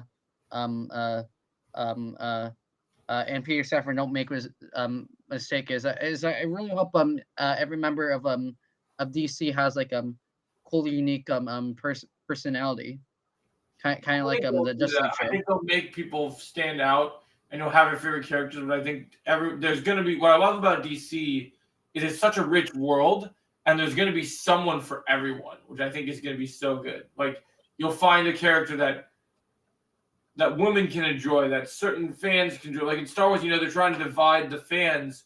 We're here with DC; they have the opportunity to really keep the fans together and introduce new fans and really give that passion. And I'm really excited about that. The idea that everyone could be united in different aspects. You can also do Elseworld stories in live action besides DC projects. I want to see Gotham, Gaslight, and Red Sun live action. Yeah, that'd be awesome. I'd love to see those kind of Elseworld movies. I mean, they'll do Elseworld movies that aren't just Batman specific. Since we had Joker, and since we had Joker 2, unfortunately, and then since we got the Batman, I mean, we can do Elseworlds with almost any character we want. Like, I still think even if they were to get, passing the torch, I would cast... Yeah, that would have been awesome. I could see that. That would have been cool. That would have been a cool surprise. Showing him passing the torch to him would be amazing. But yeah, for James Gunn DC, I'm definitely excited to see like how he takes this um definitely how he definitely will approach DC universe, because the DC universe has a range of different uh variety of characters. But yeah, there's one request I definitely want to like see happen in a DC U movie one day. Uh, would be I hope just like have their own each have their unique character um uh have their own like character arcs throughout throughout the movie, and they all like make sense, because the Justice League are supposed to be like a cool uniting kind of similar to the Avengers. They're so unique. I think they're going to totally do something like that. Like, I've been meaning to do a video about how James Gunn compared his DCU more to Star Wars than to the MCU, because of the fact that there's going to be so many different timelines. They are focusing on these individual stories that's building the universe more than just like one massive glob connected universe. And I think that that's a really cool way to do it, of like just saying, oh, look, this storyline is happening here and it's connected to this, but it can stand on its own and you can watch it just for that individual story. But it's cool that it's connected in this universe with these characters meeting in this way. Yeah, that is definitely pretty cool how James Gunn is adapting the He the does that. DC storyline now. Yeah, I really like that. I really feel like that's so cool. Is there a DC character that you feel like in like movies, TV shows, media in general, that we haven't gotten enough of, or like maybe they haven't had good exposure to them, and you really just want to see more of that character because you think that they deserve to be shown more? Well, to be honest, I feel like there's like a lot of DC characters that that I feel like that hasn't like gotten a lot of spotlight yet. But for me personally, I would love to like to like there are like two since I'm a Batman fan, there are two like big Batman villains I would love to see be brought into like the light into like a into it could either happen in like either Robert Pattinson's either Robert Pattinson movies or in like uh in DC. But I feel like the two Batman villains I would love to see to most, if I had to pick, would be either Calendar Man, the or Hush. To me, and I and I picked them for like I two know it. We specific don't reasons. talk about the new generation. Yeah, no, I. So, which characters were you saying? The characters I want to see brought into into the DC or Robert Patterson's Batman, if they can make it work, is if they is Calendar Man the guy that's just committing crimes on holidays, or Hush, Batman's Bruce Wayne's childhood friend who becomes a twisted villain. So you just want to see like serious takes on some of these like D-list level characters that were included in these games. Well, I'm okay with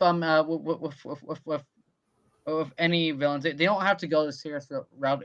They could go even like fantastical too, like even with Mad Hatter or with Court Owls. Yeah, but they're not. You're just better. You just utilizing these characters that haven't been that well known, or been done the justice that people feel they should be. Which I agree with. Yeah. I think that's right. Yeah. I feel like the big character that I'm really hoping to see in the DC, I'm not sure if James Gunn has like an actor that he's thought about yet, would be Hugo Strange.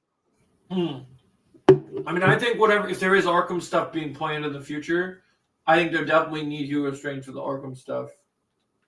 Oh yeah, for sure. If they're going to like make a DC Batman movie, they should definitely bring in Hugo Strange in the future, because Hugo Strange is definitely one of the biggest Batman villains of all time.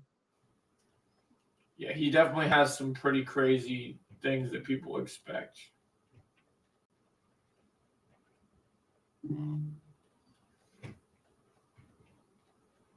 I'll just be happy that, well, there's been some TV shows that have given good versions of it.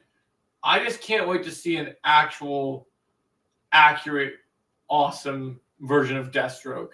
Because Deathstroke is my favorite DC villain, and to see him be utilized after all the times they've dicked him around and not utilized him, I think will be so cool. Yeah, the character Deathstroke has been used around multiple times. I believe he appeared in, I think, in the Teen Titans show. Have you seen that, the Teen Titans show? But Yeah, I remember. I remember Titans, Teen Titans. Oh yeah. I also go over that show too. That was right. But I feel like my favorite version of Deathstroke is either, I think, the one Arrow or the one from like Arkham Origins. I personally am partial to Arrow because we got to see more of like his life, and then also got to see, like, even though he's been a Batman villain, I really enjoyed his bond with Oliver. Yeah, Deathstroke is a pretty interesting character for one-eye mercenary who definitely knows how to put up a pretty good fight. Yeah, I definitely am. I think the thing I'm most looking forward to, well, everyone is focused on the big three superheroes being Wonder Woman, Batman, and Superman. I know James Gunn has a lot of passion for Green Arrow, so I really want to see a good, accurate comic Green Arrow with the goatee, like with the storylines, with the Arrow cave, with like Arrow did a pretty good job, but I really want to see. Oh yeah, Arkham Origins Deathstroke was awesome. So I really want to see Oliver get the justice he deserves. Oh yeah, definitely, yeah. Because I don't even know this, but while Batman is one of my favorite superhero characters, Green Arrow is in my top 3 favorite superhero characters of all time. I love Green Arrow. He's one of my favorite characters. I've done archery in real life. I fell in love with the character of Oliver Queen. There's just something I like Hawkeye, but what I love about Green Arrow is in terms of these archer characters is he truly is, especially in the comics. They literally like, can we create like a comic book Robin Hood? And like they lived up to that promise. Okay. Because Hawkeye, you know, wearing purple and stuff and being a shield agent, he's an archer, but he doesn't have all the things that make him as an archer. He doesn't have a historical figure or mentor to live up to. But like with Green Arrow, you're living up into a modern day Robin Hood world. You know, there's Yeah. Green Arrow is definitely a pretty cool archer. So in terms of characters in the DC, you think the Green Arrow and Deathstroke are like the best characters that will be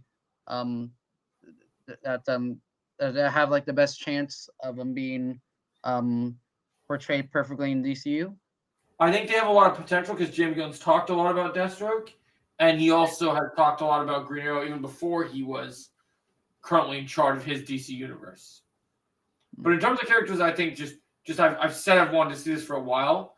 I really want to see, after I saw the Suicide Squad that James Gunn did, and I saw what they did with Polka Dot Man, taking a character that is literally a D-list, non-interesting character in the comics and nothing really special about him, either in the Robert Pattinson universe, in the DCU, either in the form of Peacemaker or a Batman storyline. After I watched the Batman, and I saw how good Paul Dano's Riddler was, right? Mm-hmm. Riddler in comic iterations and in and of course when Jim Carrey played him back in Batman Forever, Riddler kind of gets a silly rep, and I feel like Matt Reeves and Paul Dano really crafted this creepy, terrifying Riddler.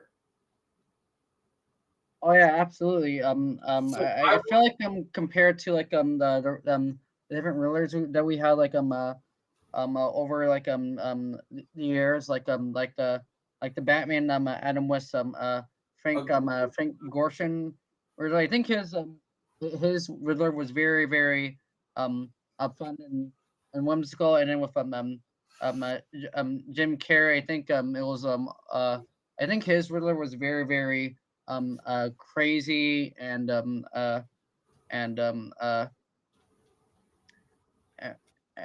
fun. But I feel like my favorite version of the Riddler, I think that I've seen is probably either the one in Gotham or the one in by Paul Dano, because I feel like every version of Riddler he's kind of played up as a little bit of as a joke, except for those two. And the one from like from the Arkham series too.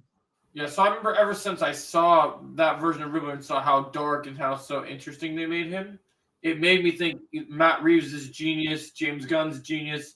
Someone's got to make me, as someone who is rooting for our heroes, but also dealing with heroes, dealing with a tough villain. I want to see them make us not care like on an emotional level, but like on like a terrifying level. I want to see a movie or TV show where Condiment King is a main villain and Condiment King is just scary. Like that they find a way to make someone as left field as weird as Condiment King and make him just utterly terrifying. That would be pretty that would be a tough challenge for DC to but if they can turn him Condiment to and make him look like a threat, and he's not just like a one-off joke, then I'll be fine with that. There is one villain that I do wish does have a little bit more spotted, and for me that villain would be Killer Moth. Yeah, I think that would be really cool just to see him like be a threatening villain and to see D-list villains be recognized the way that some of these A-list characters get recognized. Yeah, I feel like out of all the underrated Batman villains that we've gotten in the years, I feel like the ones that are probably slept on are probably the ones on like that are seen in the animated series, like either like Maxie Zeus or Lyle Bolton as Lockup. Yeah, those are pretty good takes too. Those kind of characters I think would definitely benefit from a new take. Yeah. I really hope if these rumors are true about him being in the Matt Reeves universe, like doing a version of Mr. Freeze, even though it is a grounded universe. You realize how long it's been since we've even had a Mr. Freeze in live action? How long has it been? Well, if you do the math, the only time we've ever had Mr. Freeze in any movie has been Batman and Robin. Right? And so it's been years. Yeah. And while that take of Mr. Freeze was not necessarily the best, most accurate Mr. Freeze we've ever had, it was fun to see Arnold Schwarzenegger have fun with that and do something unique. But Mr. Freeze, for people who are fans of the character, is a very interesting character. And to see him get the justice that he deserves as a villain, I think would make people happy. Oh yeah, definitely. Yeah, I feel like the best version of Mr. Freeze we've gotten over the years would be either the animated series or the Arkham version of him in Arkham City and Arkham Knight. Arkham City, that boss fight was insane, and he was utterly terrifying. Yeah. When I first played Arkham City for the first time last year, because it was my first time playing Arkham City, I was not ready to see how much of a menace Mr. Freeze is, but he is both an intelligent villain that you don't want to mess with, kind of almost like Darth Vader a little bit. Yeah, he does have that kind of like feeling because you see the sympathy, you feel for him, but he's doing bad things at the same time. Yeah, he's almost like a sympathetic villain in a way. I will say one thing that's really impressing me right now, especially with Matt Reeves' universe, is like, even though there's been good actors that have played Penguin, I really think before Colin Farrell, you didn't really have a really good version of Penguin, but Colin Farrell has really made that role his own, and I think that they really did with the Penguin show. They really cemented Penguin in such a different light and made him actually terrifying and threatening, and a true, interesting character. Oh yeah. Sure. And so I'm excited yeah. to see the characters they really get to play that effect to. Even the greats, like one character, I think that even though he's been in live action, I think we need a proper version of him. Even though I love The Dark Knight, and I thought Aaron Eckhart was a great actor, I'm really clamoring for a new Two-Face. Oh yeah, Two-Face is definitely a villain that I definitely enjoyed as a character, and is probably slept on. This may be a hot take, but for me, The Dark Knight definitely had a good version of a Two-Face played by Aaron Eckhart, but being honest, he's not too much really at the star of the movie because I think he only has like a few minutes of screen time. And and I feel like if you really want to like expand a character and show like how great Two-Face is, I think you should show how much how much of a smart I feel like the best version of Two-Face would probably be maybe the animated series version of Two-Face. That's probably my favorite one. Yeah, that's a classic one. Yeah, I agree, Rachel. That was a mistake. Yeah, so we definitely need a new Mr. Freeze. A new Two-Face is definitely on the table. It's really interesting because we've never ever in live action gotten Clayface, and the fact we're finally going to get Clayface, I think, is really going to be interesting. Oh yeah, 100%. I'm definitely excited to finally see Clayface making his debut in the DC because it's long overdue.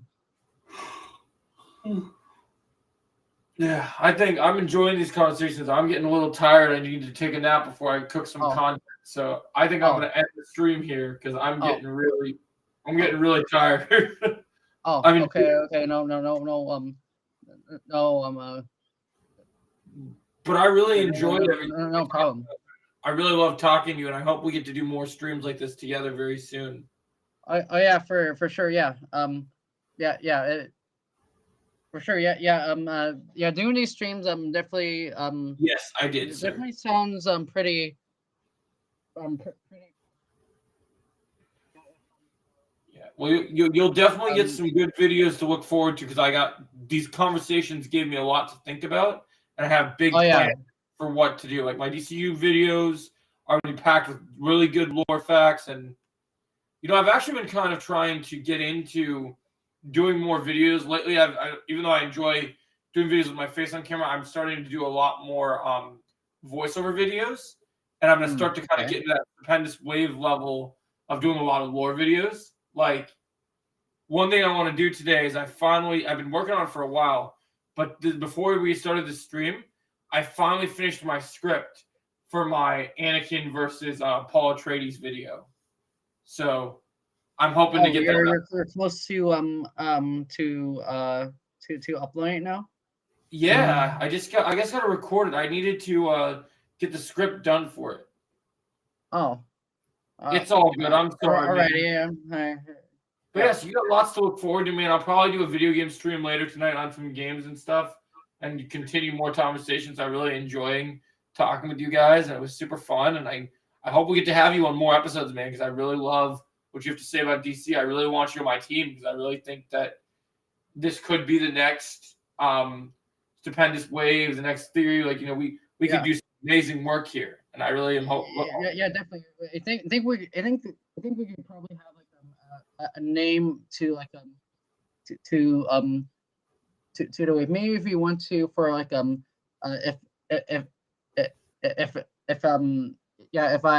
appear as I guess maybe I could become like a serious like regular on the channel. If that's something you would be cool with. Yeah, I'm going to start thinking about an idea because Trevor's schedule is always so weird. So I try to do Dawn at DC with Trevor, but I would love to do something with just you and me. Kind of how because what's really cool is when Star Wars and Star Wars Theory started up, when he started talking to Stupendous, it started with the two of them. Now it's just Stupendous, him, and the Stupendous is okay, so that would be a good idea. Yeah, so I think our DC team is going to be you, me, and Retro Lad here in the chat are going to do some stuff for the future. Oh yeah, I would love to see him on this team. I haven't heard him before. We've actually been working on this. I really enjoyed it too, man. I really, this is everything I've dreamed of doing a stream and having it this professional and everything. It's all I've wanted. And what I really liked, we've been talking about different names and stuff, but I'd love to do a really cool. Like if you have any brainstorm name ideas, let me know because we'll come up with something really cool for all of us. Yeah, I'd be cool if any name that sounds pretty. Yeah, I think cool or catchy. We came up with like what was it? There was a DC team we were doing. Where it was like Legion. We had Legion of something. I'm trying to remember what it was. That was when we did with Zarkus when we built like an actual like almost like our Power Rangers like superhero team. We're talking podcast, but honey, I did it. I found my stream dream team. Awesome. It's gonna be me, Retrolad, and Brandon is the new team. I hope we get it. Because this is the best Like, this is the best stream I've ever done. Like, I'm ending it now because I'm tired, but we streamed for 3 hours. The Legions Yeah. is my beta name. Yeah. So we can keep that for a beta name, and then we can add into other ideas. But I feel like the Legion of that. Oh, I remember we were gonna do, because you mentioned the world's finest thing. It was gonna be it was gonna be World's Finest Legion was what I think what we were talking about with the title. Because I think that was actually something that we had discussed. It was pretty cool. Yeah, Legion's Finest definitely is a good name we could use. Yeah, I like it. I think it's for- really for- cool. I think it's for the really stream, yeah. cool. Yeah, I really love it. I think we're gonna come up with some awesome stuff, and I'm looking forward to the future. And this is definitely gonna be my new team, and we get Retrolad and more times. Next time we'll try and get Retrolad and everyone. And like, I just gotta find a day that Retrolad. Oh, yeah, we could do that too. The Legions of Doom. Yeah, that'd be pretty awesome because that's like the ultimate villain team. I kind of like that one. That name is pretty awesome. Underground, I don't think I'm gonna make the Smallville podcast because I know you're starting soon, and my laptop needs to be charged, and I'm wiped, man. I need to take a nap. So, but I really love this. Like, this was fantastic, and I'm so excited to continue to do this with you guys. Is there like any like days in your schedule, Brandon? Like, does Sundays work for you? Because if we do this, I want to do this on a consistent day that works for everyone's schedule. Well, my day might be a little bit more busy after today because I have to like go back to like Is there like a to, day to, that you to school a little bit, so I actually might be a little bit busy for this one, so I don't know if I could like be here for like all streams, but I definitely would want to go back and be part of your stream for the future. Yeah, we'll try and do it whenever it fits our schedule, and we'll figure it out. Yeah, he has Discord Retrolad. That's how I got him on the stream. Where we've been chatting is there. Yes. Yeah, I really want to. Even though Retrolad's not on the stream, I really want to. I want to give a shout out to like Retrolad because I think he shared me. I think his Discord server to you, and that's how I think I found you. Yeah, he does do that. We got a lot of big servers that we talk with people in and all that stuff. We're gonna start doing watch parties in there too pretty soon. Where we're gonna do like watch alongs of animated shows, movies, and stuff. We're working on some really cool stuff right now. It's gonna be really awesome. Okay, so for any other future stream, would you be not just for this stream, would you be cool if I also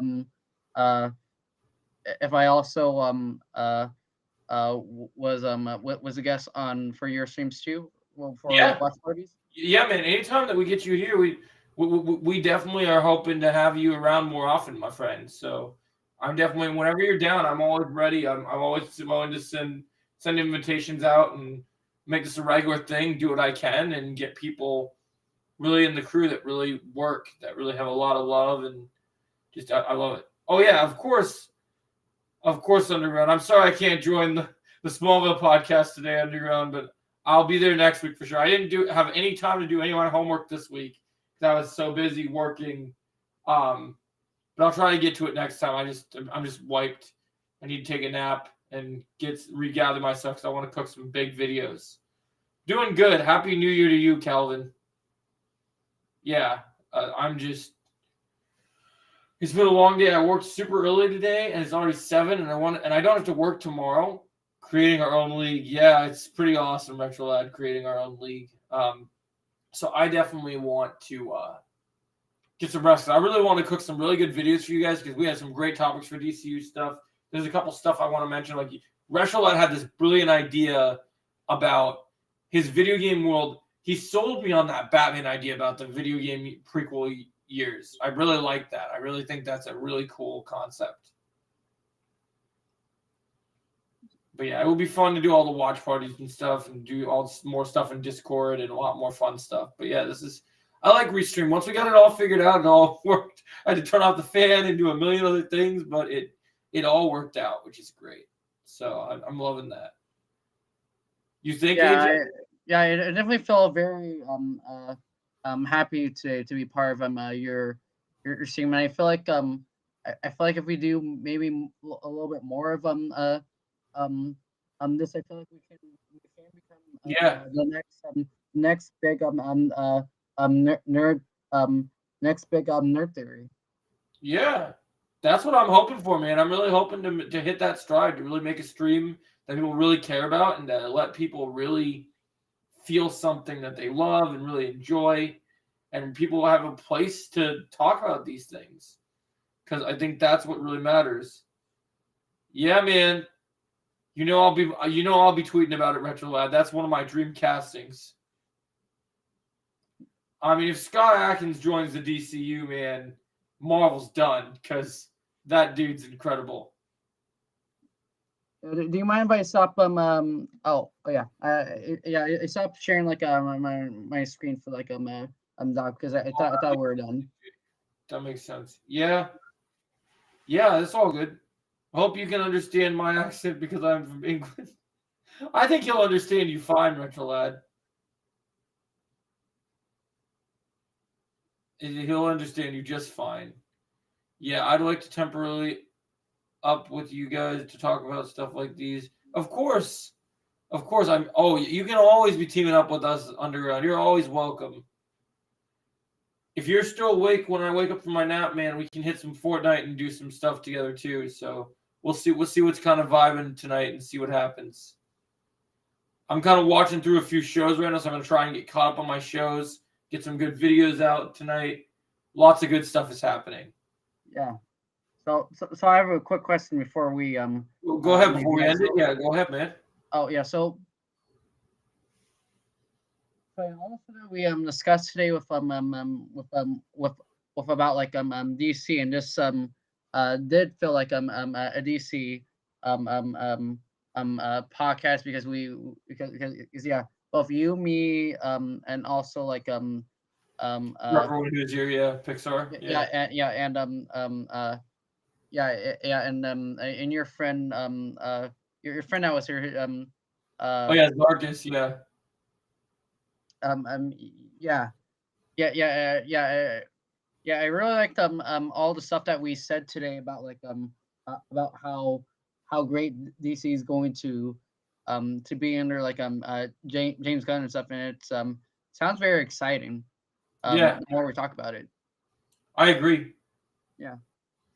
Even though the original plan, I believe, was we talked about like the video games. I feel like it was great talking about everything today about that. And I feel like that's the thing that's great, is that we came in with a plan, but sometimes plans change, and sometimes you just got to roll with the punches and just really see what comes your way. There's so much good topics. Every day I feel like I find out as a content creator, there's more news, there's more good people to relate to and to talk with, and it just makes it great. I really enjoy it. I really like it. It's really cool. Yeah, it's with me, it's really hard because like my schedule, while there's things I really love, I try to keep myself in my ears and nose to the ground to all my fandoms. So like I try to make it's of my schedule. I try to like focus. When I built my channel, some people make multiple channels for multiple different topics, but sometimes like depending on the week, I might have a week of making videos where like, oh, I got to talk about DC. Now I got to talk about Marvel. Now I got to talk about Star Wars. Now I got to like. Sometimes it feels like I'm running around almost every single different fandom. But yeah, I definitely know where you're coming from. It sounds like you've got a pretty busy week and stuff, like making like a videos and yeah, I really got videos all the time. Yeah, I really got to that'd be really awesome, Retrohead. I really got to the point where I just kind of make what I want to make and hope that it hits the same way because of the passion I put into it. Like, so I kind of like, I think I'm 2 episodes behind on Skeleton Crew. I don't hate the show. I'm just kind of, as much as I have a Star Wars tattoo and I love Star Wars and I have Star Wars in my name, I've just been burned out lately on all the nonsense that's happened this way. And I get like, a good show, but not a proper. How do I word this? Not a proper show. It's hard. Like after Obi-Wan and then the Acolyte really just scorched my soul. I thought that when I did my last Jedi review when it came out, I thought it was the worst I was ever going to feel about Star Wars. And then I met the Acolyte. And then I was like, well, that was nice. Since we didn't discuss much about Star Wars. So is Skeleton Crew worth checking out? I haven't been watching all of the Star Wars shows lately, except for Bad Batch and Tales of the Empire. Okay, AJ. Yeah. I had some stuff I enjoyed about Tales of the Empire, but some stuff I didn't enjoy. With I love Tales of the Jedi. I wish that Tales of the Empire I wish they would have focused, just like What If, I wish they would be focusing on the storylines that fans really want to care about and actually know that they like. Yeah, definitely agree. What I did love about Tales of the Empire was the episodes with Morgan Elsbeth were fantastic. Agreed, Underground. But the episodes with Barriss, while there was some cool moments in them with the Grand Inquisitor, with Vader and all that stuff, I didn't like Barriss. This thing. Yeah, Skeleton Crew is fine. It's like, if you're looking for that Goonies nostalgia, it kind of has that fun feeling of what it means to be Star Wars as a kid. Okay. And it's kind of nice to get that old feeling, like what it feels like to hold a lightsaber in your hand again and run around and explore that world, which is fun. But it doesn't do anything to narratively, we still don't know, we know when it takes place in the timeline, but we still don't feel like narratively where it fits in the Star Wars world. So basically, Skeleton Crew is basically a spin-off, but we don't know if it's part of around the same time as The Mandalorian, or is it around the same time as we know it's in the Mandoverse. We know it's around the same time as Mandalorian and Ahsoka and all these different shows, but there's no real references to it other than characters appearing from the pirate episodes and pirate eras since the Space Pirate show. So it's there are some, but there's not they don't reference Ahsoka, they don't reference Mando or any of that stuff, but it's just, yeah, that episode was disappointing. I agree. Okay. So basically, for if I'm saying this correctly, Skeleton Crew really is just a spin-off, doing its own thing, but we don't know where it is in the timeline. Yeah. I know he needs to do his homework, Retrolad. It really is. It feels like it's a spin-off. It feels like it's connected, but it doesn't feel like it's connected at the same time. It's fun. It's a fun show. If you have kids, you want to sit down and watch kids and introduce them to what Star Wars used to be. It kind of has that flair, which is nice. But of course, it doesn't have. While it has good writers and good talented people, it doesn't have the same stuff that you expect from true Star Wars. There's no characters that are on. There's nice new. It feels like it's just the next Stranger Things, and also Stranger Things has grown as a story. Moving on, but it has just these young characters, and Jude Law's great in it, but Jude Law isn't a character that's on the likes of Obi-Wan as a mentor or any of the other proper characters. It just is kind of a different feeling. It's nice doing something different that doesn't involve the Jedi, but then it feels like Star Wars has to always involve the Jedi in some way. And I think after the Acolyte, it's going to take some people to see the Jedi being viewed in good light again. Because I feel like the light is just not there anymore. And I think people just don't watch Doom Comes to Gotham animated movie bored me. Yeah, that one wasn't very good, huh? It's been a while since I watched that one. Yeah. I remember that one. I don't remember that one being crazy good, actually. What can't you believe, Retrolad? But yeah, I definitely agree with what you definitely said about with Skeleton. You know, I haven't like seen the episodes like myself for like Skeleton Crew. It definitely does look like it's Star Wars, but I do agree that after the release of the Acolyte, not too many people became interested in Star Wars anymore because a lot of people became out of touch with it. Yeah, it feels like they're burned out. And then when we got another Star Wars show, we were excited about it at first, but then it just like there's things I really like about it, and then there's things like it's just kind of sad because it's like same thing with Marvel. There's things with Star Wars that people just do not care anymore. Why hasn't he played them, Retro? That's ridiculous. And then Ethan, to answer your question, I was going to end it, and I still will eventually, but I don't ever want to cut off the stream when we have good conversations going right now. So even though I'm tired, I'm fighting through the power because I'm really enjoying answering people's questions and talking right now. Because that's what you do when you're really enjoying your audience, you're engaging with them. You know, Star Wars 3 has said multiple times he's tired and then continued to stream. So it's the risk we run. Sometimes we gotta just keep rolling with the punches. But yeah, I agree. I feel like that's something that really just, when you resonate it, when you look at that scenario, that's something that really feels like it needs to be justified, feels like it serves a purpose of some sort. But it's just one of those things where you're like, what in the world? Oh crap, I opened a window I didn't want to open. Let me close that real quick. Laptop just opened real quick. But yeah, speaking of all the Star Wars shows and stuff, I definitely think with 2025, I definitely think it will be like probably a better year for Star Wars. Hopefully with Andor season 2 dropping. Yeah. What do you think? You think 25 will be a better year for Star Wars compared to like last year, because not too many people were interested in Star Wars except for like Bad Batch season 3?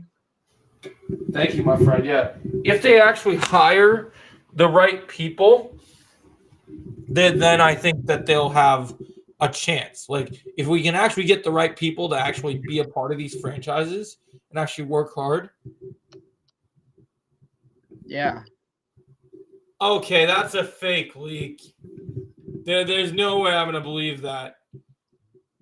Someone just came into my stream, honey, that I'm pretty sure I know who it is, and they said part 3 leak. Dimitri beats Sensei Wolf in the finale. Can you believe someone came in here and did that, honey? It's ridiculous. Cecile will play the new Batman. James goes, oh, they've been trolling me with this just because, of course, Brandon, you watched the Arrowverse, right? Yeah. I did. I did watch the Arrowverse. Yeah, definitely. I don't like the character Cecile, so they will troll you. Yeah. I love that. Yeah, I've seen that before. That's not my first time seeing it. We are on this DC. You are on this DC council, but we do not grant you the rank of master. Apparently, we graduated to Mace Windu level now. That's fun. Oh, I just got sore. I was trying to stretch out for me. Yeah, it's like what in the world? That's crazy that he had to make that reference. Yeah, it's like so that people do find it fun to troll me at times, but specifically Chosen, he loves to troll. And then there's Sister McKenna, who encourages him because she finds it funny to mess with me. She had the nickname for the long time for me, as much as I love the prequels. She used to always call me Jojo Binks because of the whole Jar Jar thing. Oh. I don't mind it, honestly. I actually have not. I don't hate that character as much as some of the other prequel fans, prequel haters do. Yeah, I'll believe. We'll see if I believe that ever, Kenna. I don't think that's accurate. Oh, that was you, Chosen? You came in here with that leak? You're lucky I don't time you out for that leak. I should have timed you out for 86k seconds after that nonsense. So, yeah, He knows how I feel about Dimitri. so I mean, if I ranked all the Cobra Kai characters right now, Dimitri is a character I cannot stand. Yeah, it's fine. I don't mind that name. I like it. You used to, but now you don't. Exactly. Now I understand and it doesn't bother me anymore. So yeah, are you excited for Star Wars in 2025, or what are you most excited for, like Star Wars in general? I have some hope. If Ahsoka season 2 comes out this year, I'll be excited about that because that has a lot of promise. Yeah. I'm really hoping. same here. I'm really hoping for what's y'all's want to live stream show? Oh, you're talking about Yoda. I really yep, Joe Binks. I really want because I didn't like Mando season 3, but I would love to see because I love Jon Favreau. I would love for the first Star Wars movie to be put in theaters. I would love for the Mando movie to be great, and I really hope it is. Oh yeah, I definitely have some hope that the Mandalorian and Grogu movie will have to redeem Star Wars. So you know what's spin-off movie that I wouldn't mind seeing. You know Jar Jar's actor Ahmed Best, who also played Calator Beck too. I don't know if this is a hot take, but I actually wouldn't mind seeing a spin-off movie with Pelican Beck because of how cool he is, of Jedi Master he is. I personally think that is something that they have not utilized the potential. Seeing that Ahmed Best has another character other than Jar Jar that the Star Wars fans actually enjoy, I think they should do more with that character. Yeah, I definitely agree. Yeah, I've been Ahmed No, it's not true. And so I think I saw him practice sort of martial arts, and I definitely think if Best is interested, they have like a chance to do more with Pelican Beck because he's definitely a pretty cool participant character who become easily a fan favorite if Disney has a fan and they know what to do with him. I would love to see, especially with the fact that he's trained in martial arts actor, I would love to see his lightsaber form utilized more because it's so interesting and different than what we've seen previously. Yeah, We need yeah, to sure, bring yeah. it up soon on DC Watch. Oh, very soon, Retrolad, very soon. Yeah. Get out of here with that Dimitri nonsense. I don't want to hear it. McKenna and Chosen are both trolling with the Dimitri nonsense, honey. McKenna's like, Dimitri and Cecile kill the Justice League and all of Cobra Kai, and I'm like, get out of here with that nonsense. No, yeah, I think that I hope 2025 is a great year for Star Wars. I think there's a lot of promise that they could deliver. Oh yeah. And then, Jessica, dude, I heard about that. I need to watch that show still. I have not seen the new Dune show yet. Oh yeah. Speaking of Star Wars and stuff, are you gonna be watching Star Wars Celebration? Am I watching what? Right. What'd you say? Was I watching? Yeah, I was gonna. Yeah. Are you gonna watch some Star Wars Celebration when it's live? And when it's like when you go to camp? I think, yeah. I do remember that, I believe. Yeah, because I believe they said several times for like Star Wars that they're gonna host it in Japan. Yeah, I mean, I was hoping to get to go, but I don't think I'll go this year. I went to it when it was in Chicago, which was pretty cool. Oh, Oh, nice. How was Star Celebration for you? Yeah, it was awesome. Yeah, his voice was low. I noticed it, but it seems like it got fixed now. Yeah, no, it was awesome in Chicago. That was a time when it was awesome being a Star Wars fan because you really felt that you got to that year.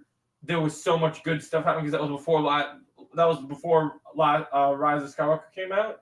So they had the big Palpatine reveal drop, and then you had like I remember just the buzz for Jedi Fallen Order, and that was such a fun time just to be able to be a fan and just have so much Star Wars excitement to look forward to. Now, of course, Rise of Skywalker was a disappointment, but at least Fallen Order stuff remained true and was great. That would have been awesome Retrohead of you to go. Like, honestly, I think that's what it really is about, is seeing all these fans come together and seeing them have that interaction, which I just think is fantastic. Yeah, she McKenna went with me. She was dressed she was at Star Wars Celebration as an Ewok. And actually, when I went to Star Wars Celebration, I don't know if I ever showed you, Brandon. You probably can't see it on the back wall. But behind me in my background, there's a picture of me with Ray Park and Sam Witwer. Oh yeah, I see a little bit in your background. Looks cool.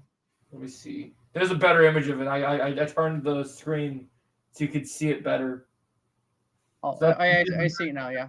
That's that's a pretty cool picture. Wow, that's me in the background with both of them. It was a great moment. Yes, sir. We need DC fandom back. Retrolad, I agree. Chosen, stop mentioning Dimitri in the chat or I'll time you out, I swear. But no, it's so, are you gonna go so besides being excited for like Star Wars and all, you're definitely 100% gonna watch the live stream when it drops in Japan for a Star Celebration? Yeah, I'll watch it because I got to make content on all of it. If there's good news that comes out. Oh yeah, I really hope there's like some good news because there's like so many like Star Wars projects that I've been like waiting for. As long as Kathleen Kennedy doesn't show up this time, then we hopefully will get some good actual news. Yeah, but I don't think there's like I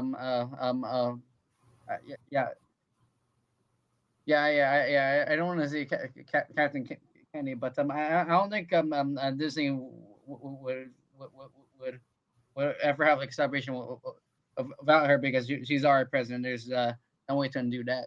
Not for much longer. You're gonna kick him out. You can time him out, AJ, if you want. You can time him out. You don't have to kick him out, but time him out. So that way he can't talk for a little bit. I know it's ridiculous. The only thing in Star Wars that hasn't disappointed me, yeah, Visions is good. I still need to watch season 2, but from what I've seen, it's good. I like that idea. More anime content, the better, as far as I've seen so far.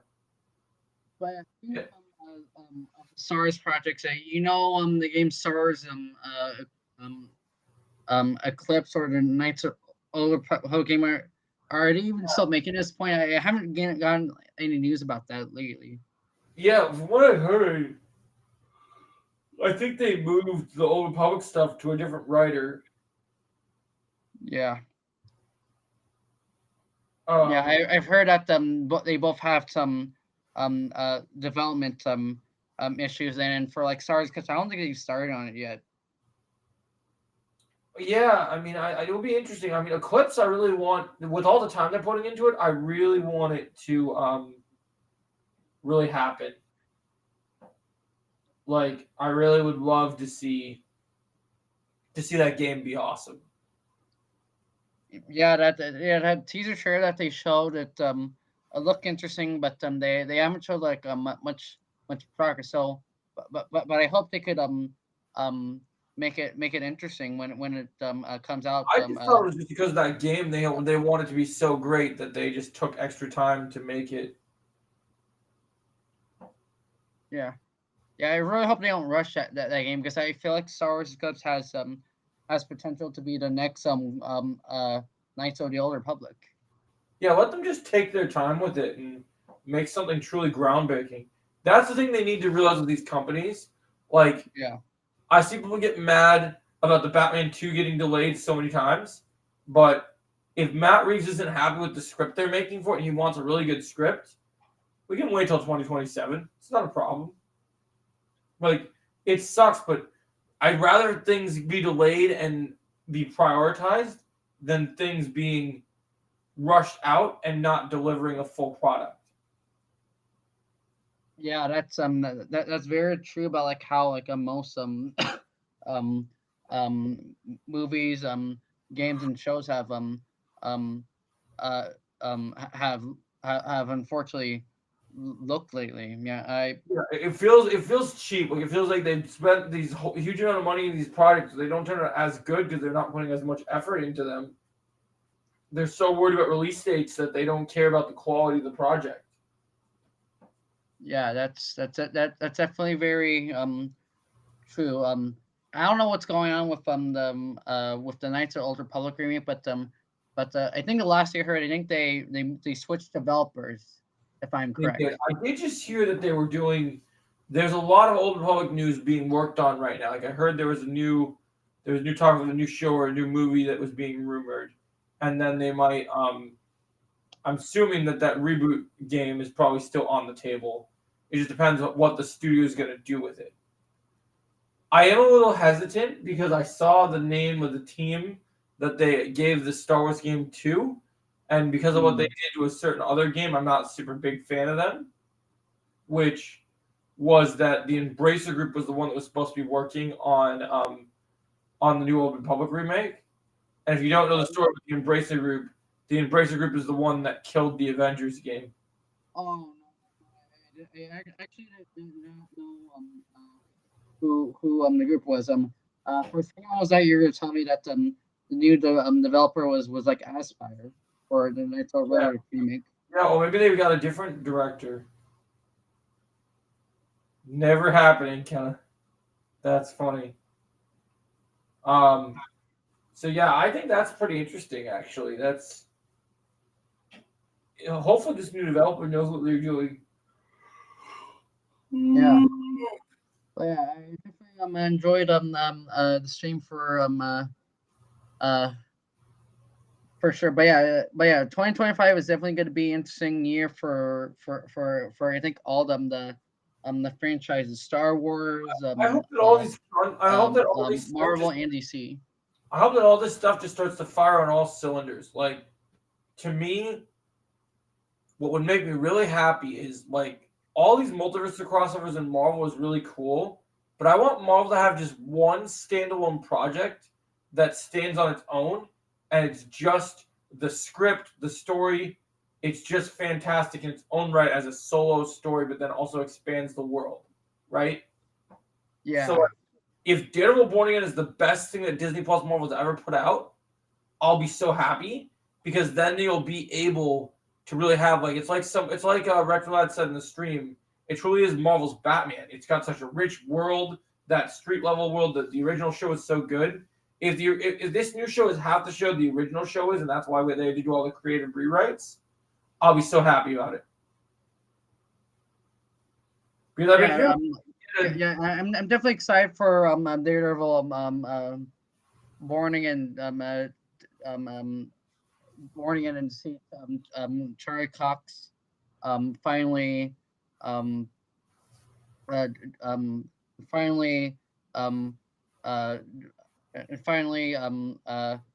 fight as Daredevil, just like the original show.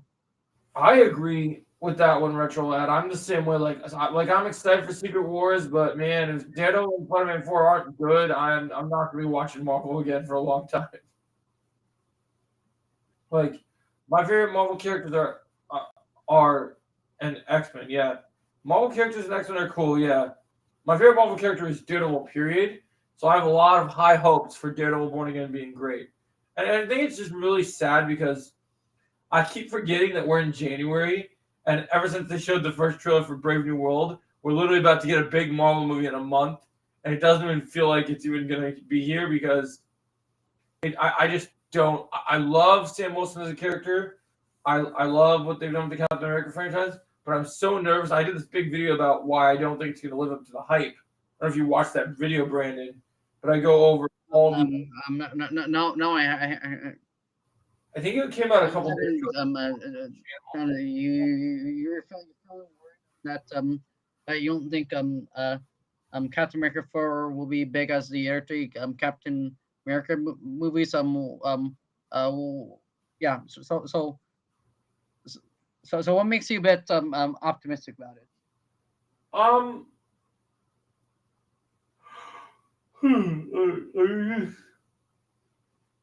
don't feel like the marketing for everything, even with the street level tone, even with the grounded political thrillers, even with Harrison Ford and stuff, it just hasn't sold me on this solo project. And the other thing is, I'm worried because one of the things I was really excited about was Red Hulk in this movie. But remember, it wasn't long ago we heard after this movie comes out next month, and it hasn't been long since we heard that they were recently doing reshoots for this movie. Oh yeah. I've been hearing like so many reshoots.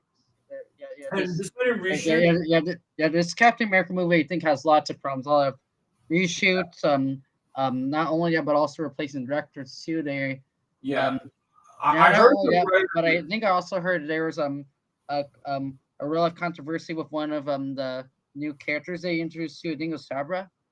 Yeah, there was a whole change. They changed a lot of stuff with this movie, so hopefully the changes make it a better movie than what it was. I heard that there was some rumored test screenings that didn't go over very well, but I don't know if they ever showed test screenings because there's a lot of people lying about test screenings for Superman. So who knows if they've ever been confident enough to show this movie to people. I haven't, though, since we're in January. I was just watching TV before I started the stream, and every time I turned on the TV, there was like 5 ads for Brave New World as like TV spots. Wow. So they definitely spent money on this movie. It just depends if it does good for them. Yeah. I want to be excited about it because I love the idea of Sam Wilson taking the mantle from Steve Rogers. And I love the idea of, there's great things that this movie has going for it. Like Giancarlo Esposito being a mercenary. It's got a lot of good stuff. Like I mentioned in my video of why I'm not hyped for it, I mentioned the things that I'm looking forward to. Like I mentioned the pros, but I'm just worried the cons are going to outweigh the pros. And one of the things that makes me really sad is, and this has to do with the writers and the storytelling, all the things. One thing I noticed is Sam Wilson's Captain America has a lot of cool abilities that Steve Rogers never had because Sam Wilson can fly and Steve Rogers couldn't. And the combat in this movie from the trailers, it just kind of looks like PG-13 generic Captain America martial arts. It just doesn't look like anything like, it doesn't have that like Winter Soldier flavor or that like Civil War flavor. It didn't look like anything like too impressive. Okay, Now, I definitely get where you're coming from with Captain America 4 because when I first heard news of it, a little forward to, but I hope it doesn't it doesn't become like a flop in the box office because I definitely know for like superhero like MCU movies the box office wasn't good for them when a few movies like Doctor Strange and Multiverse of Madness or Doctor Strange 2 and the Multiverse of Madness or the Marvels came out. Yeah, I see that point, Kenna, about Cap 4 won't be a big success, but not horribly failing. It will be a weird, awkward middle ground or just okay. Yeah, I agree. It's just going to be sad because this is Sam Wilson's first movie as Captain America. I want it to be successful because I love Sam Wilson. I think I actually was one of the few people, even though I do have problems with the show, for the most part, I liked a lot in Falcon and Winter Soldier as the show. And all the hard work they set up here should make for a fantastic movie. And I'm just not feeling that energy. And I think some people say, oh, it's just hard to compete with Chris Evans as Captain America. But there's different versions of the characters. If they did a Miles Morales Spider-Man movie without Peter Parker, it would still be just as successful because people like Miles Morales as a character. And the same is said if you did a regular Batman movie, and then you did a Batman Beyond movie, because Terry McGinnis still has a good amount of fans. So even though we love Bruce Wayne, other people in the Batman mantle people will still enjoy. So it's like, it's all about these great characters that when you have a good team of writers and good people that really understand what storytelling is and what people want to see, that's what you can accomplish. And I feel like that love is not being put, especially in the MCU when you look at what they're doing. I understand Retro Lad. It's like they're not putting their best foot forward with these things. Like you're kicking off 2025. Last year, at least we got Deadpool and Wolverine. But Yeah. you're kicking off 2025 with a movie that should get people excited. I mean, I'm Harrison Ford as Red Hulk. Like, there's things in the trailers that make me excited, but it just doesn't, I don't know, it just feels like it's missing something. It feels like the Marvel secret sauce just doesn't work. Yeah, and then I'm not looking forward to the Spider-Man animated show right now either, because I don't like that it's not in the MCU, and it just feels like Marvel's wasting time instead of building up its universe. They have to start preparing for Doomsday and Secret Wars, and it feels like they're just kind of stalling and making weird, mediocre middle projects to stall time.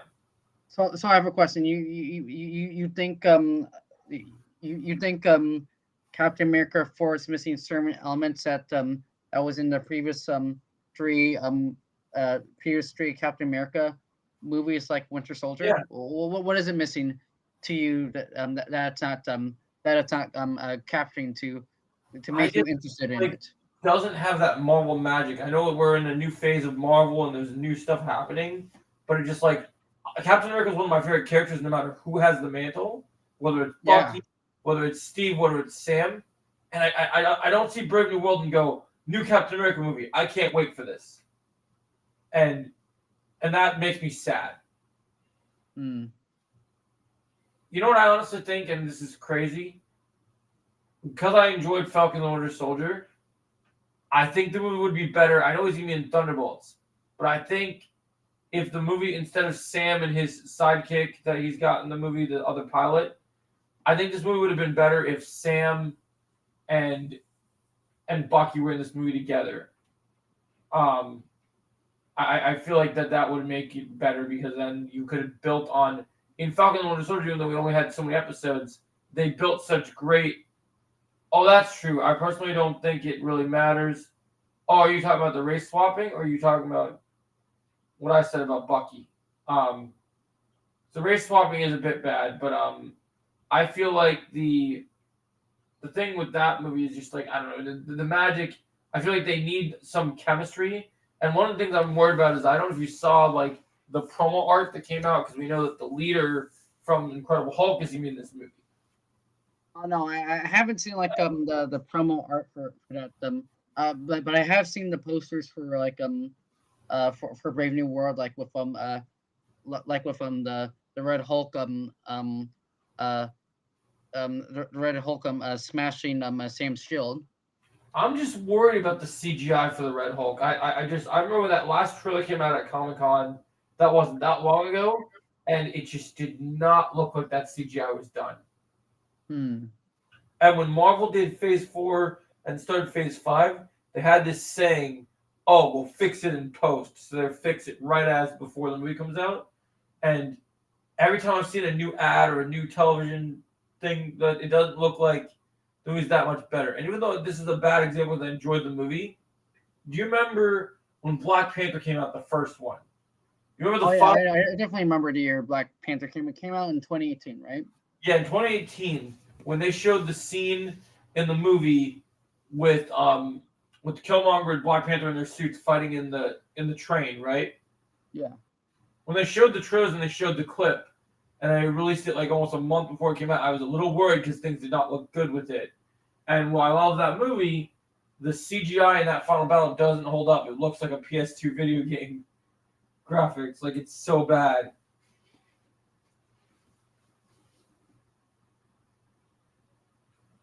How come you don't want her as Raven? Who would you rather have her as, Kenna?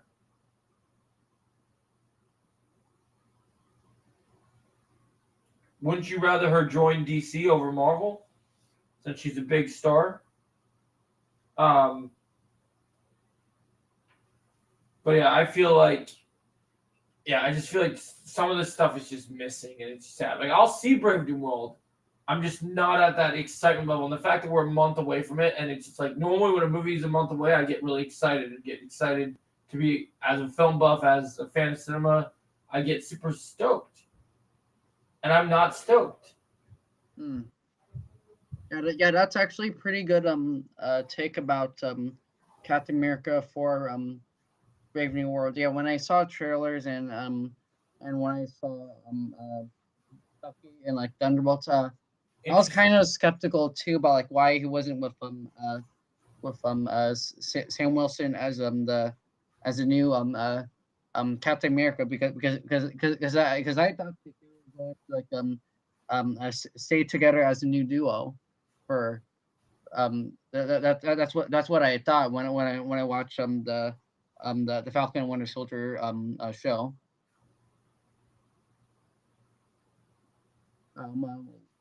But yeah, I really like what you said there about with that Right. that if Bucky was in Captain America: Brave New World, I think a lot more people would be excited for it. I just would have liked to see more of their camaraderie. They built them up, and you started with them as enemies, and then they became such good friends. And after Falcon and Winter Soldier, so we're not going to get a season 2, it would be logical to have him in the movie alongside Sam. Because, well, he's not Captain America. He would want to see what Sam's work is doing. And another thing I have a problem with is, I don't know whose decision this was in the MCU, but when they started Phase 4, and after they defeated Thanos, they didn't build up what the we still don't know at this current state in the MCU. We're heading into Avengers 5 not knowing who our Avengers are. We don't know who the Avengers team is because there is no Avengers team. And that's a problem because, there should, just because some Avengers have died or moved on, done other things, there should still be Avengers. Okay, yeah. And if they would have invested time into these Marvel shows, we should be seeing the Avengers being put together. When they did these Disney Plus shows, with the amount of money they put on them, they should have had different actors that, Disney's already got all this money, they're paying all these things. They should have had big stars come in and promote, different parts of the Avengers teams getting ready for big battles. Yeah, I definitely feel like sorry, yep.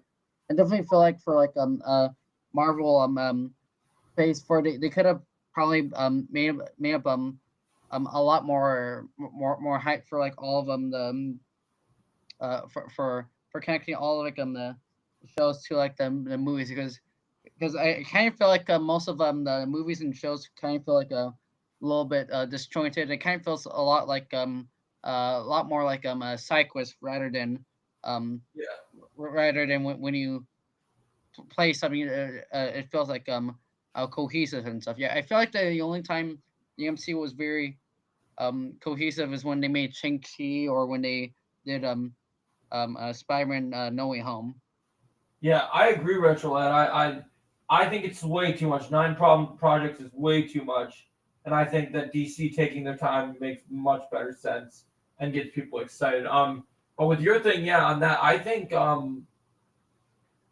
with that idea with the disjointedness of it, I'm glad you mentioned Shang-Chi because I was about to. Yeah, that's interesting. Kenna, that's an interesting take. I really, the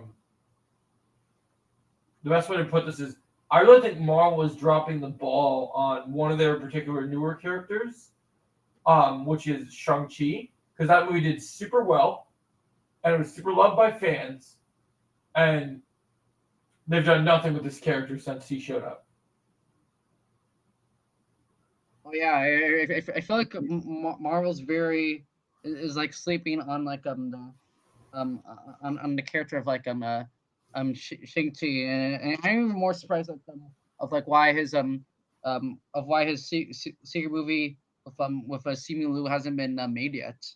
Yeah, I'm surprised too because I was doing some reading of him in the comics, and did you know like Shang-Chi is said to have been the best fighter in the Marvel universe. Like, there's so much good potential for his character and what they can do. And like, apparently in the comics, in the newer run of the comics, he's having a conversation with Captain America, and he actually taught Captain America.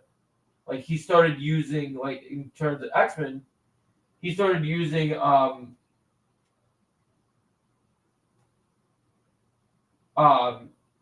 he started using the Phoenix Force that Jean Grey has access to, and doing crazy things with it of his own will because of how strong he is, which is crazy. So how is it Shang-Chi not a Spider-Man movie? Or, I agree. Well, I don't understand, how is the director of Shang-Chi doing Spider-Man, but how are we not hearing that Simu Liu is in the movie, unless it's going to be saved for a surprise? Because they should be, what they should be doing, if Marvel wanted to really make a good standalone story that fans would be excited about, yeah, dude, he does. It's insane. I have a big Shang-Chi video coming out later this week, actually. It's a big lore video about how he's becoming one of my new favorite Marvel characters. But what's crazy about that whole thing is one of my favorite Spider-Man and Shang-Chi comics is The Way of the Spider, and they could totally adapt that for the MCU right now and be doing super good original stories. But they're not doing that. They're not caring about this character. They're not utilizing with Avengers. When they introduced all these new characters, when you did phase 1 and phase 2 to get ready to phase 3, you built up our original Avengers, so we knew who they were, and we knew their struggles and their stories, and then we cared about them. But with these new Avengers, they just don't care about these new characters, and it's sad. Now, granted, some of the characters, I would love an Iron Fist recast, personally, Retro Lad. Like, I don't get why they're not doing this. I mean, we have great characters like Moon Knight. I know, Talk Watch. You have great characters like Moon Knight. You have great characters like Moon Knight, Shang-Chi, all these great characters, and just nothing. But instead, I don't want to be this person. I won't pull the woke card. But instead, we're focusing on no nonsense, ridiculous females. Yeah. I feel like Marvel has I hate to say its words but it's I feel like Marvel has lost like its flavor, and it's I don't know how to describe it, but it's kind of feel like it's kind of like if you're like eating like your favorite like ice cream flavor, but if it but once you taste more of ice cream, it doesn't taste as good as you once had it. It's I feel like if Marvel wants to bring like fans again to bring in the universe together, I feel like they really need to they need to have like a wake up call and have a plan of what they need to do with all the characters like you said, Shang-Chi, Moon Knight, Ant-Man, even Blade, who hasn't even gotten his movie at this point, and I'm just At this point, after Deadpool and Wolverine, do a freaking multiverse movie where you do like an old man Blade, just like you did an old man Logan, instead of using Mahershala Ali's, since they keep not saying there's no good script for this movie. You could make a Wesley Snipes Blade movie in 2 days, script done, easy. That script writes itself. It's literally not hard. But instead, they want to keep pursuing this Mahershala Ali Blade movie that I still believe is never happening. And what's the point of introducing Blade as a new character to the MCU, doing a new MCU Blade, if by the time the movie comes out, your actor is too old to play Blade? I feel like Marvel's like trying to like juggle with so many projects at this point that I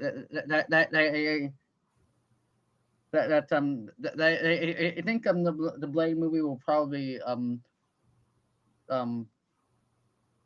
I think the Blade movie will probably just be canceled because it's not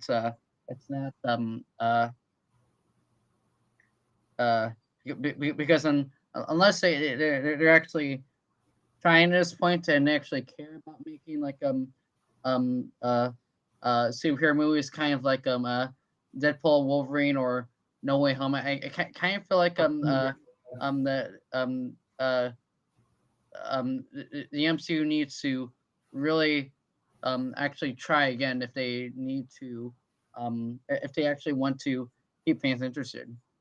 And until we see that, I don't know when that day will be.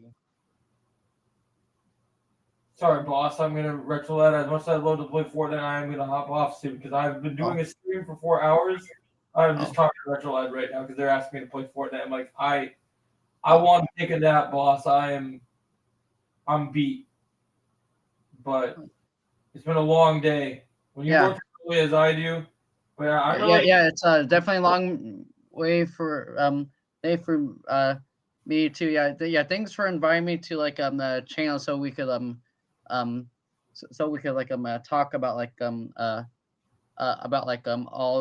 all about what's been going on like with Marvel, and even talk about like my Batman comparison too.